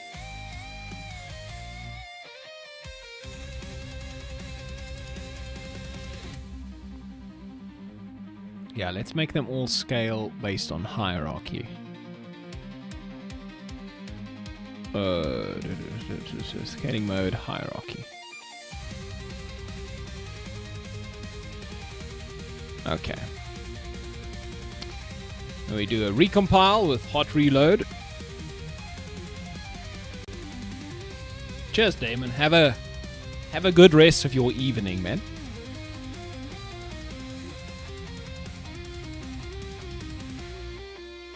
Get something good. And unhealthy, presume. No, don't listen to me. Cheers.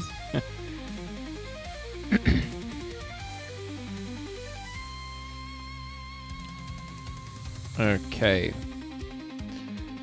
Okay, I think that'll work. That'll do. That'll do. Hopefully. Oh, the speed is actually 35. Okay. Interesting. Okay, I'm just gonna switch it off in this. Okay, let's give it a shot. Let's see if our projectiles get any bigger.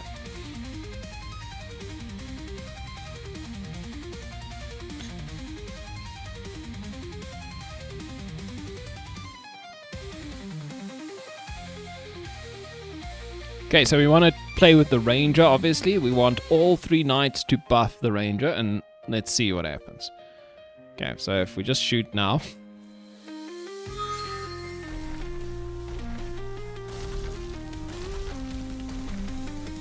Honestly, what the hell happened? She's not shooting anymore. Oh, we got okay, we got a big error. Big fat error. Okay, let's fix the big fat error quickly. Spawn manager. I know what it is. I understand. I know what we need to do. We need to open up our ranger. That's not a ranger. Yeah, there's always something like this, right? Arrow spawner needs a reference to the character manager. There we go. Now our arrows shouldn't just fall out of the sky and then cause the game to break. Let's try it again.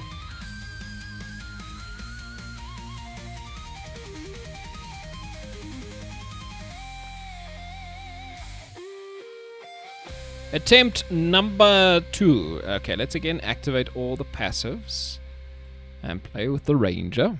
Okay, so yeah, okay, our arrows are working. I mean, they are bigger, but not like that much bigger, right?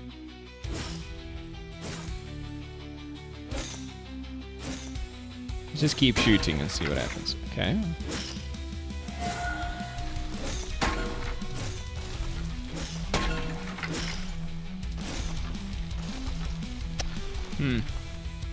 Maybe I shouldn't clamp this as aggressively as I do with the owl. The fireballs kind of looked weird when they got too big. But I don't think the arrow is as bad. I don't know. Maybe I should also pause the game and just check if everything is actually working. Yeah, let's make this like 2.5. Why not? Okay.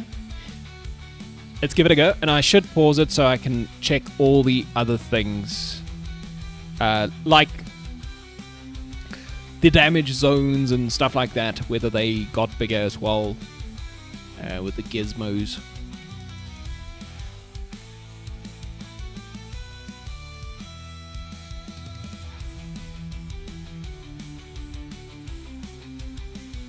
Let's make one of these chicken knights incredibly powerful.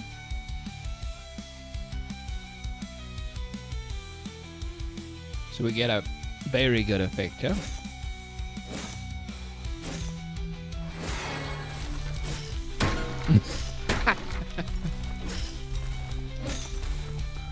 Okay, it's a bit weird, I'm not gonna lie. I feel like they should actually fly faster. What do you guys think? I feel like these big slow arrows look weird. Whee! And they just fall here in front of you like, what is this? Yeah, this looks terrible. The arrows actually kind of look not great when you can actually see them.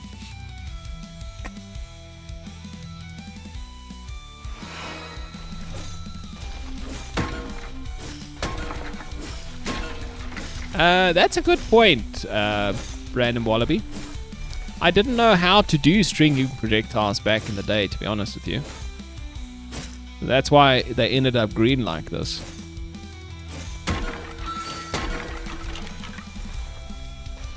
But I could figure that out now. It's actually not that hard, turns out.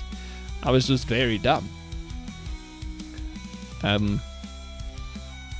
But yeah, I think you just add a component, a trail, and as far as I remember, it's a particle system.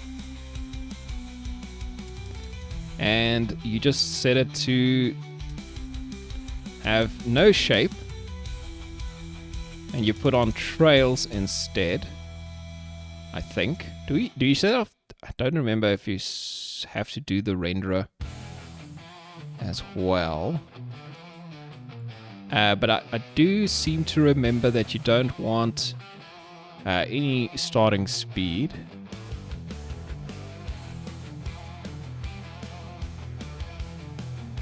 Okay, it's just reset. Alright, let's see if we can figure this out. I haven't done this in a trail material. Oh, yes. The renderer needs to be a trail material type. That's right. Where did we set that? Renderer module.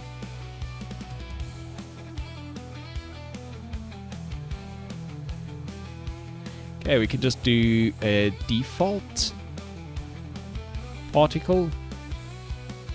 I think that'll look fine. Alright.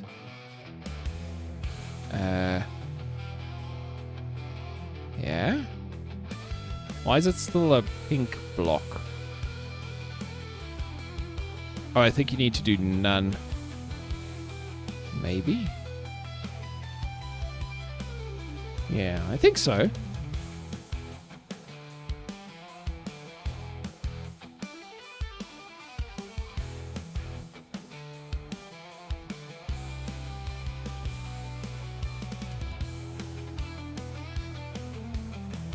Oh, rate over distance. Huh. I seem to recall this being able to make a trail if I did that.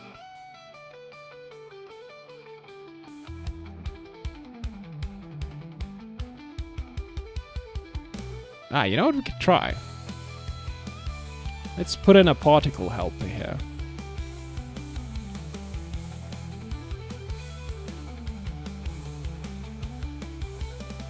Don't know if this is... Nah, let's remove that. Okay. I've done trails before, I just can't remember how the hell I did it. I mean, go figure. This is how it goes, right? I think I did it on the crocodile, honestly. Yeah, visual effects. It wasn't those ones. I think it was on the model. Yeah, it would have been in the rig somewhere. Not there. Yeah, on the hammer or something like that. So chest, shoulder right, I think. Let's just see. Yep.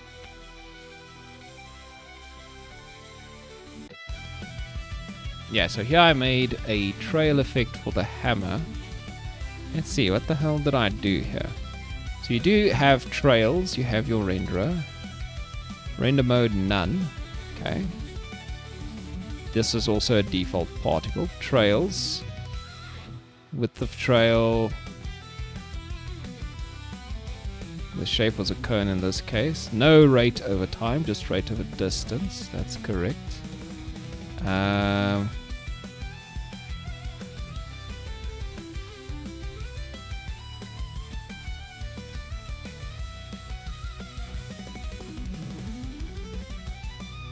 There's a better way of doing this. I now remember that you can make like default setups or something for your particles.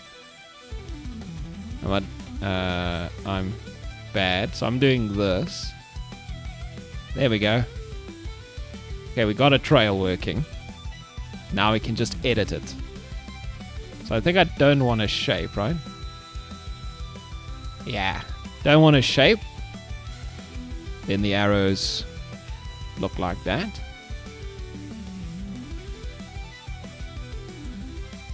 Okay, now we just need to change up the size and life and all those good things.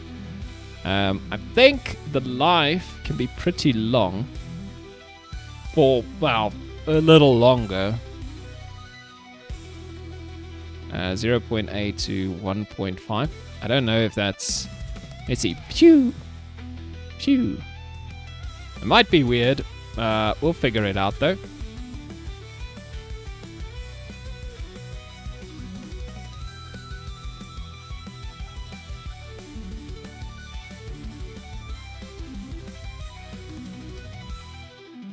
Yeah, you guys, you've done a lot of things once upon a time, it seems. Let's make it a green trail, right? That seems appropriate. Make it a green trail. Now let's see if the trail itself... Okay, the width of the trail. Maybe that's what I need to change here. I think we can make it a constant. So that's a 1. That seems too big. 0.2. That's better. Chwee. Yeah, that seems pretty good. Yeah, you know what? Let's make the start size and the start live constant.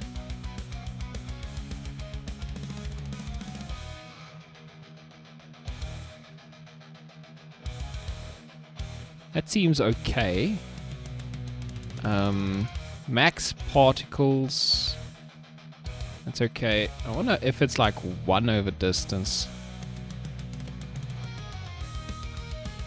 Yeah, because I see it creating multiple particles. don't know if that's required. I think just one particle is fine.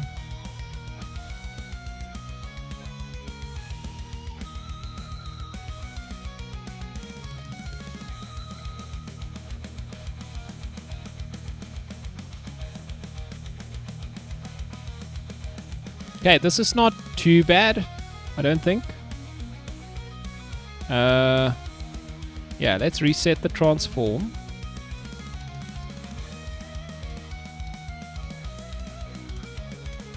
We can make it a hierarchy scaling mode. Do I need it to be fat? Well, maybe. We'll see. Oh, wait a minute. Yeah, because my other projectile is fat, hey? That's fat. Okay, yeah, it needs to be appropriately fat. Okay. Start size. Go fat. That should be okay. So 1, I think, is good. Okay, let's reset that. Let's just give it a... Let's just play a little bit with it, right? See what it looks like.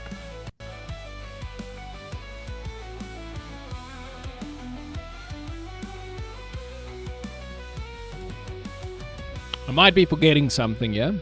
But I don't know, so we'll see.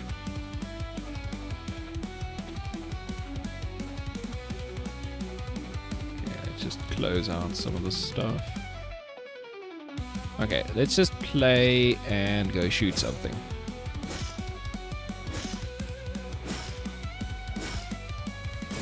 I don't see the tail. Okay, what's it? Control Shift P, hey? Did I pause in time? Is there an arrow traveling through the air? Yes, there is. Alright, what's happening here? Where's your trail, my man?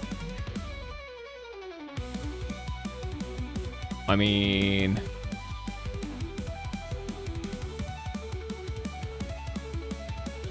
It's there. It's active.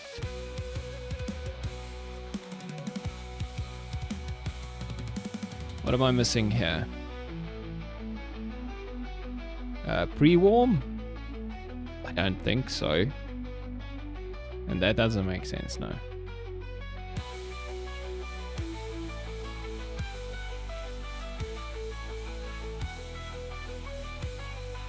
Oh, maybe I should make it play on awake. Aha. Or I should make it play in another way.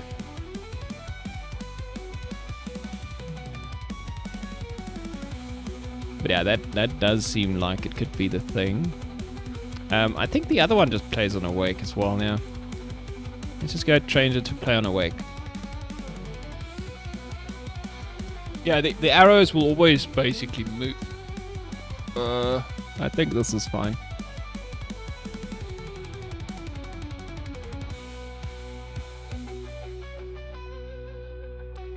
Let's give it a testeroonie. Play. Damn.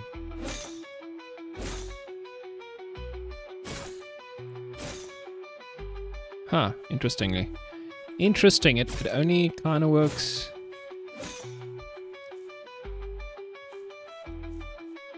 You guys seeing this?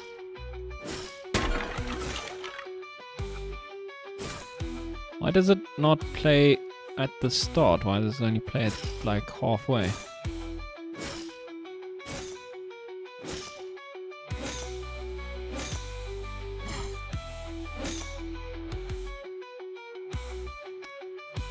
I mean, it should disappear eventually, right? It's not the lifetime or the speed. Should I pre-warm it maybe? Maybe I need to pre-warm the particle effect. The color over life is not a problem. Emission over life. The trail has a width over life, which I don't think is really that important. Stretch.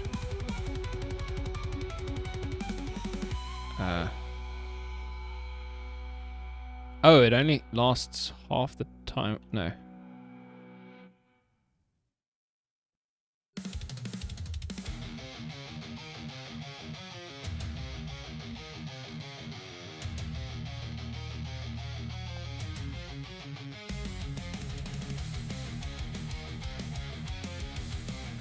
Let's try this. Like, I changed a couple of things, right? Let's see what it does. Need a particle to keep going, I think, to move forward as it ends.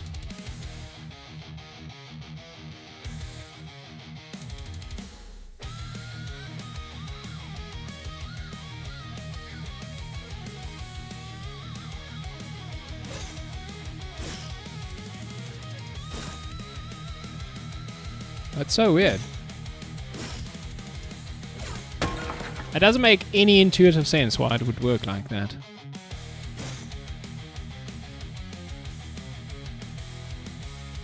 Come on, make me big.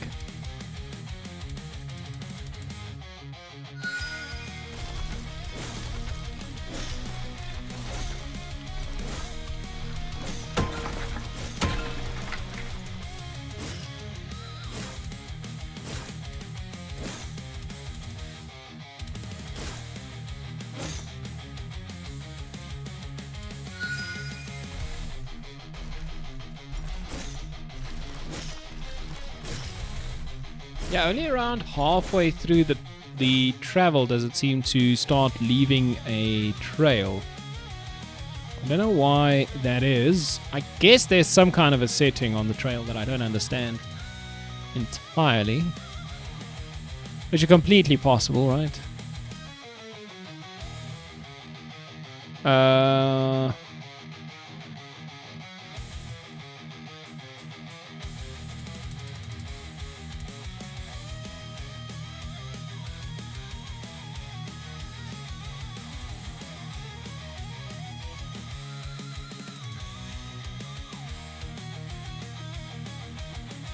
Maybe it's the emission rate? No, surely it's not that.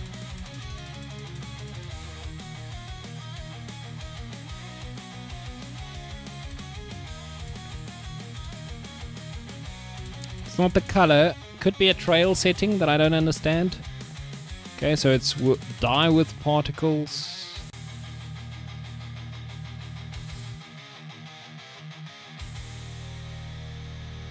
Disable looping. Oh yeah, okay. That could also be a thing. So play on awake.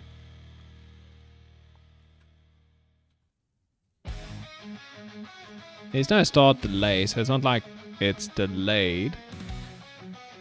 Can't be a lifetime size effect with texture scale.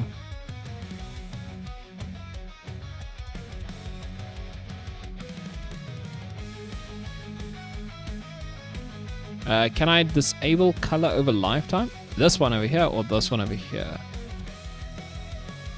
I guess I could do that. Because it is here as well. I could just have it work in the actual... Oh wait, now I lost my color.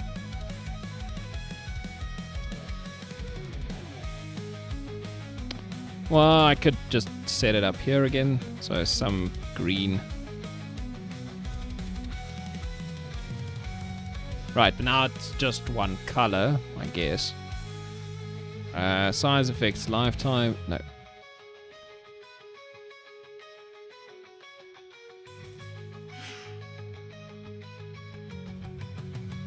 Well, I mean, I have the color over here, right? In the trail settings itself. Okay, mode, particles, or ribbon. Could that be the difference here? The mode? Alright, well, let's try that. So we made a couple of changes. Let's see what it does now. If it does anything good.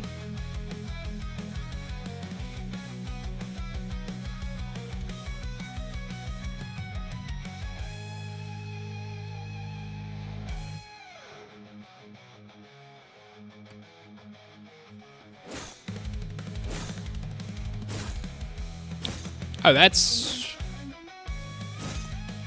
way sooner, right?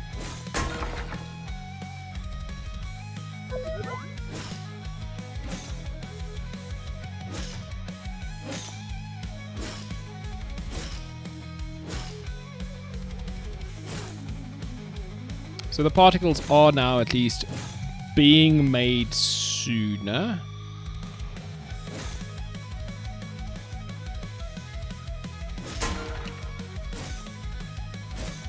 They are a little weird, let's be honest. They don't look that good. Especially when that happens. Okay, I should... Yeah, if I shoot it into something that's rolling... Yeah, okay. Okay, but that's not too bad. I think we got it. Or sort of. We got something, kind of. Alright, so what we can do, I guess...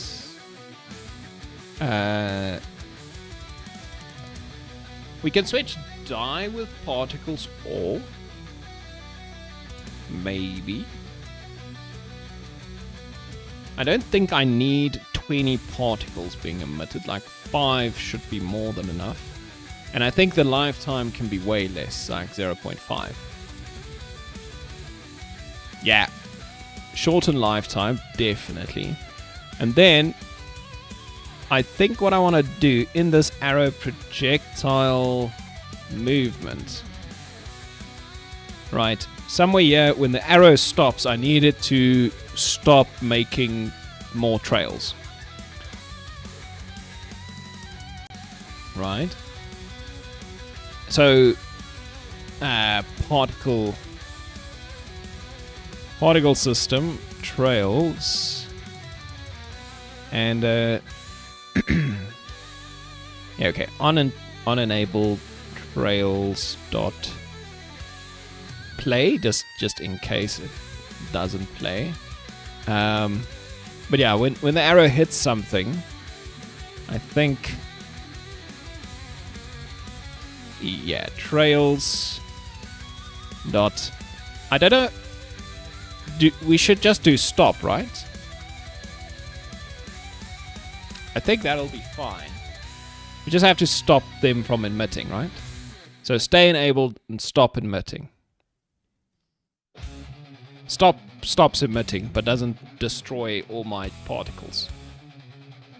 I think so. Okay, well, let's try that. We just need to remember to give it a reference.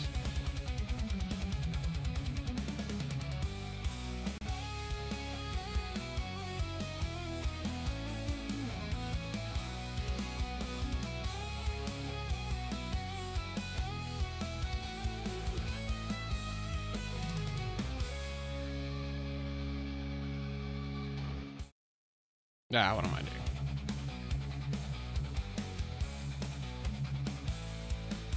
You think stops everything altogether? So what else would we tell it? Well,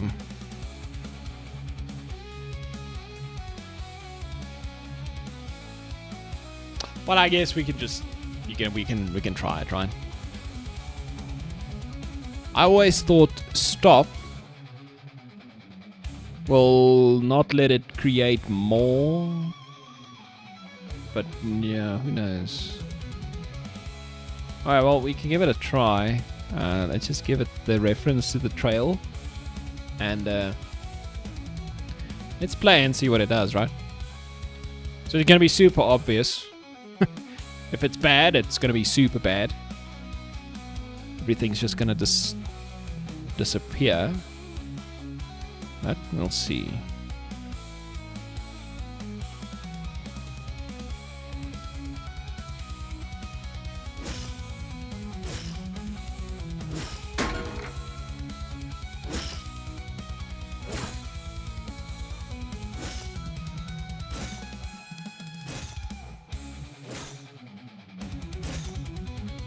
It seems good.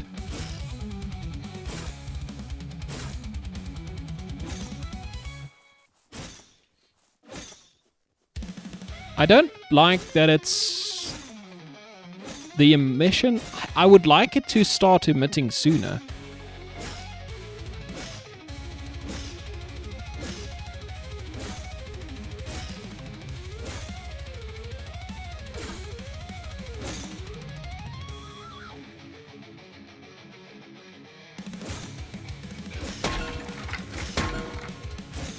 Yeah, so when I hit something, it kind of just catches up.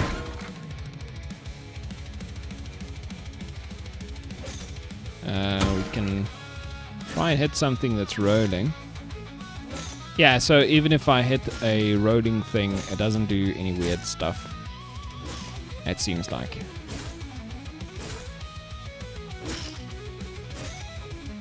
Yeah. It stops at its last known positional. Yeah, let's see if I get enlarged. Oh, that changes the behavior. Yeah, so I think stop works the way I thought it does. Okay.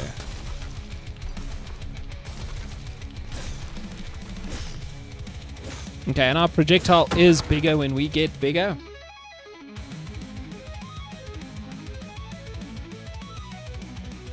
We can make one of these knights even stronger.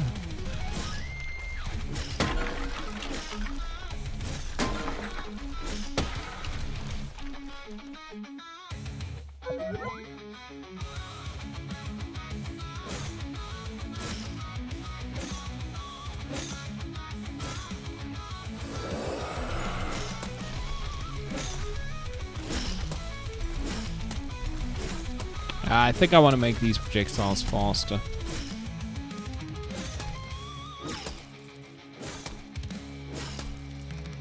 I don't like the way the trail...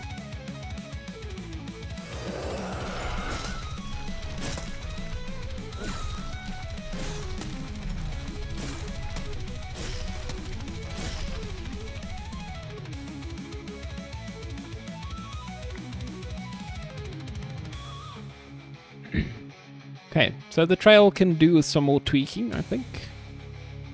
The color is... I think the color, you guys are onto something. Maybe we make the alpha a little bit lower. I think that might be one of the problems.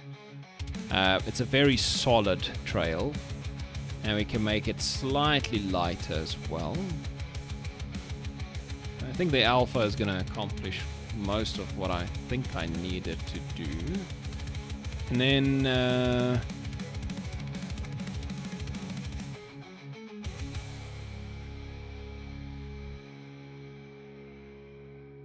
I wonder if we could do this 0.8. Anything else?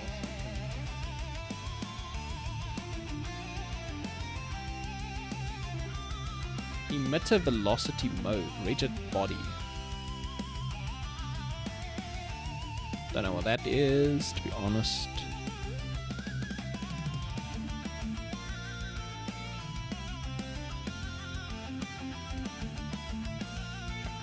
Now we don't need a...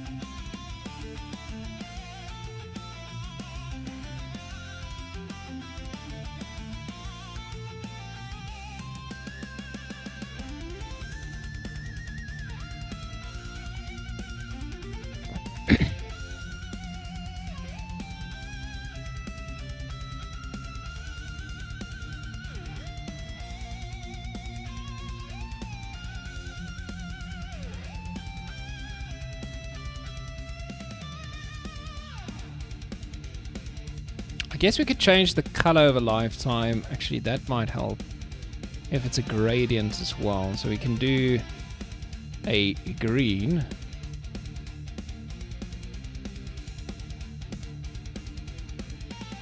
Right, and then we can do a green here as well. So we don't actually change the color, but we definitely change the alpha from like a 200 to 150 or something. I think that'll look fine.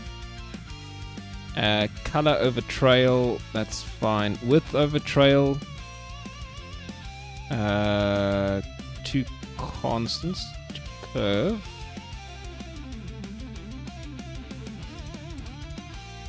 Yeah, we can work with that. How can I edit this curve? What's happening here?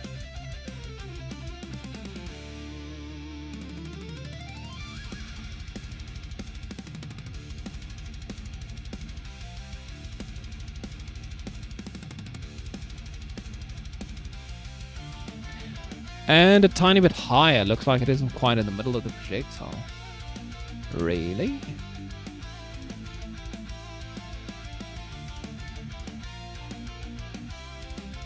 Oh geez, but look at this projectile. It's not even straight. What the hell? Oh, it might just not be straight in the...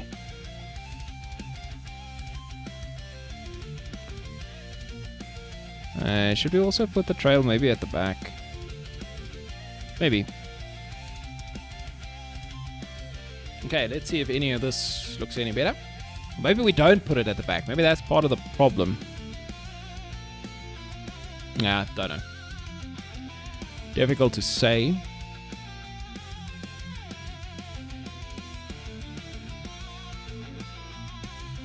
Okay, let's just play.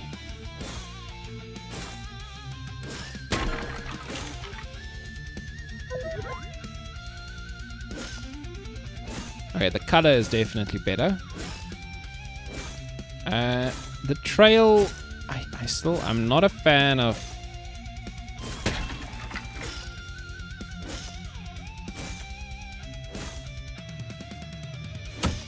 Why is the trail so slow to appear?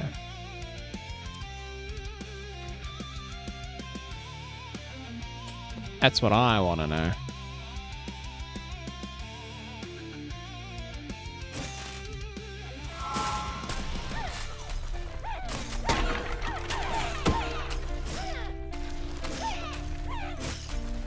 Oh, that looked terrible. Okay, wait, I just saw something look very nasty. I think it was when I got big.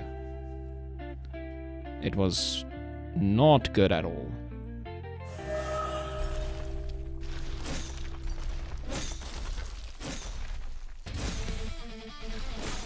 Okay, I don't know what I saw.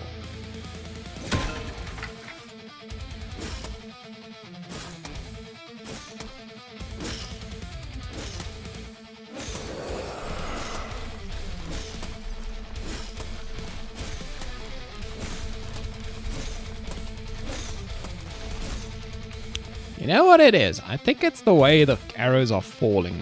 There's a lot of problems here, but the arrow projectile is going straight and it falls like this. It doesn't do an arc like an arrow is supposed to do, right? And I think part of the reason is the way gravity is being applied. Like, and there's no way for it to know its orientation. How much do I want to tweak that? I don't think I want to tweak that too much, to be honest. I think I'm going to leave that, but what I would do... I think I'm going to change this trail to be on the front instead, right? I think I'm going to do that. Put the trail on the front. And then I'm going to make it go faster if you get bigger. And then I'm going to call that a day. I'm not going to make it... I'm not going to do anything more than that, I don't think.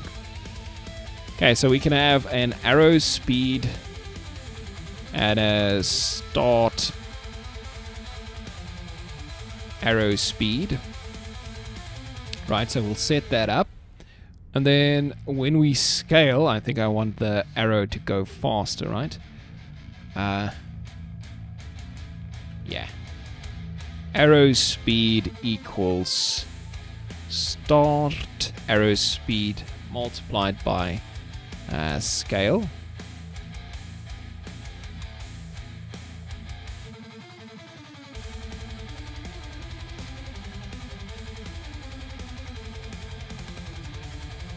Yeah, rotation over time for the arrow would be good, because because I'm not taking into consideration the fact that arrows are aerodynamic and, you know, they have a heavier tip and a slightly less heavy backside and stuff like that, right? There's no aerodynamics considered here.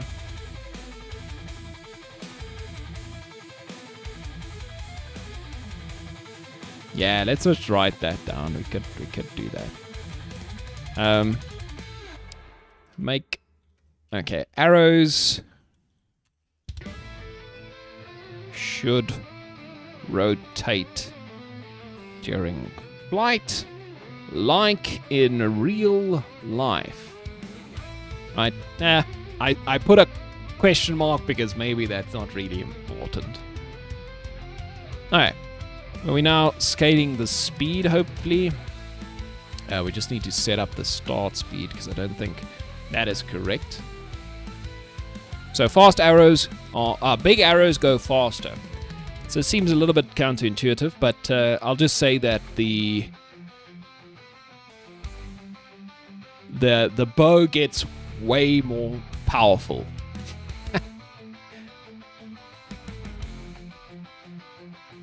A more powerful bow generates more speedy arrows, even if the arrows are slightly bigger than they used to be. Yeah.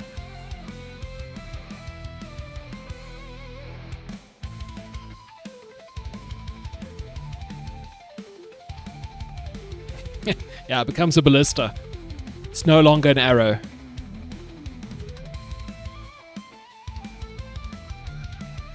And let's give it a play.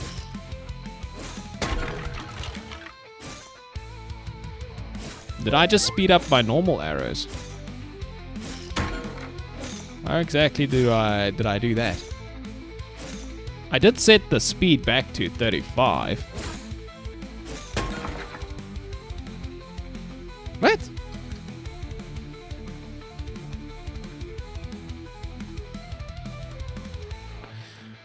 Okay, well, let's test the scaling.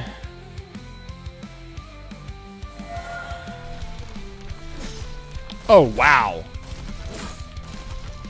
Okay, so our new arrows are flippin' amazing. Okay, so it seems like if we had to score a guess. Okay, I see. We can.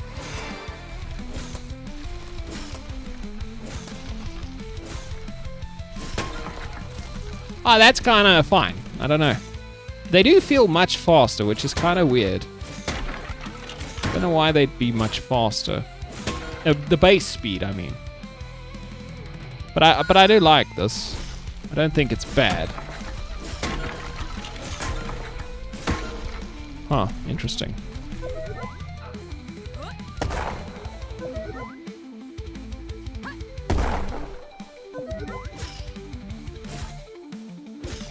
Yeah, maybe the arrow should have been this fast. Yeah, okay. The big arrows are now insanely fast. Maybe I do want to change the speed a little bit.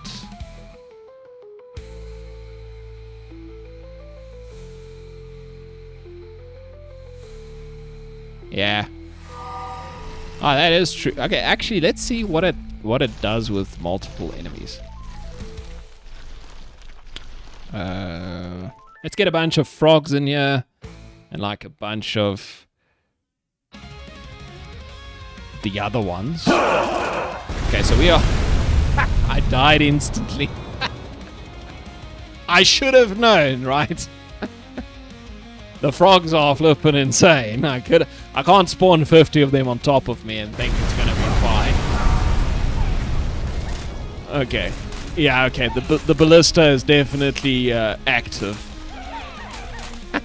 But it's kind of active all the time. But that's just because that's because of my balancing with the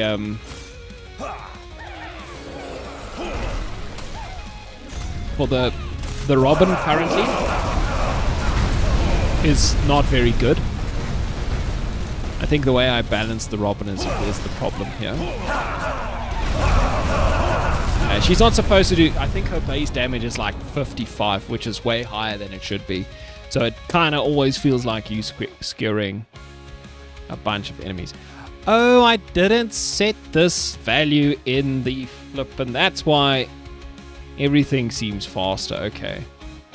I never changed the arrow speed in the actual prefab. I only changed it in the...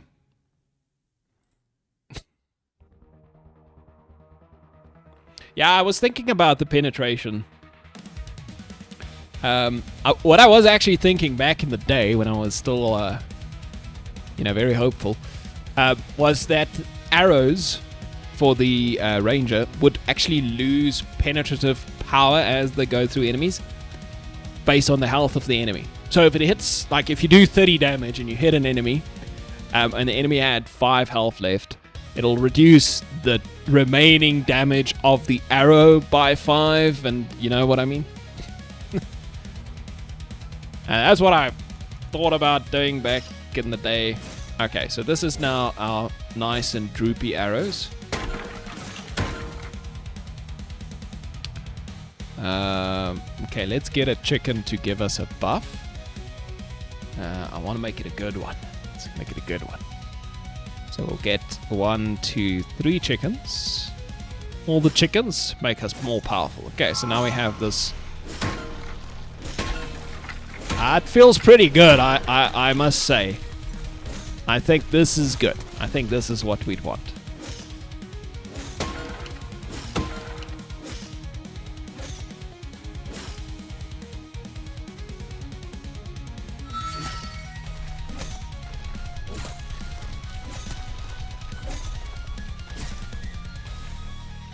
Okay. I'm happy with that. I think I can live with this change.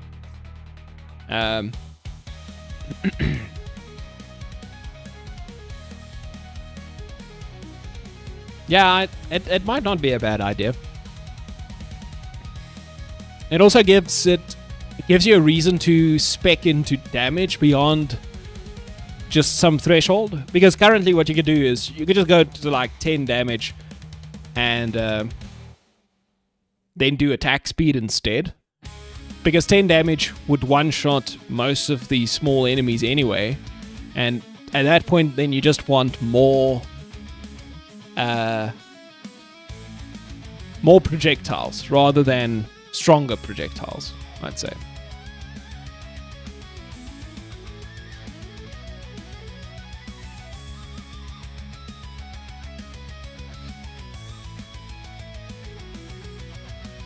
Right.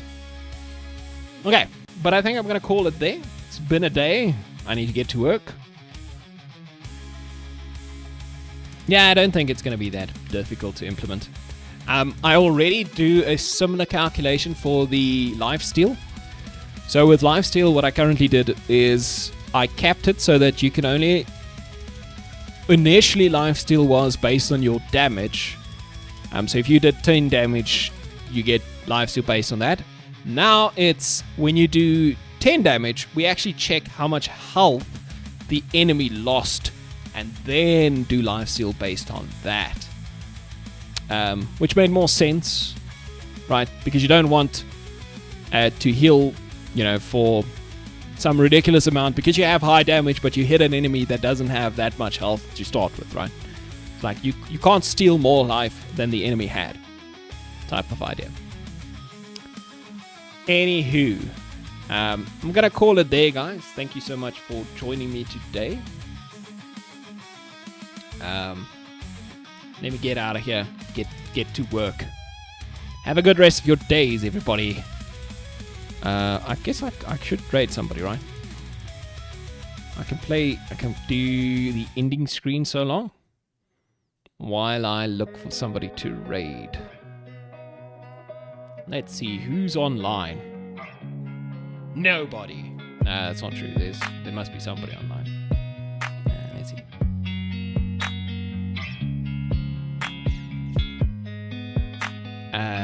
Rian Art. Let's go see what he's doing. He's doing a tower defense deck building game, but his art looks pretty good.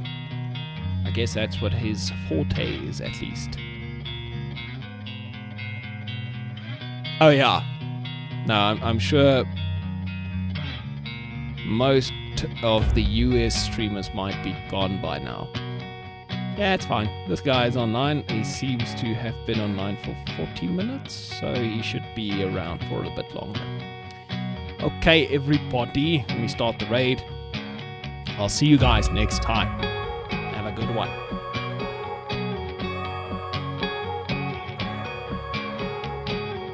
Cheers.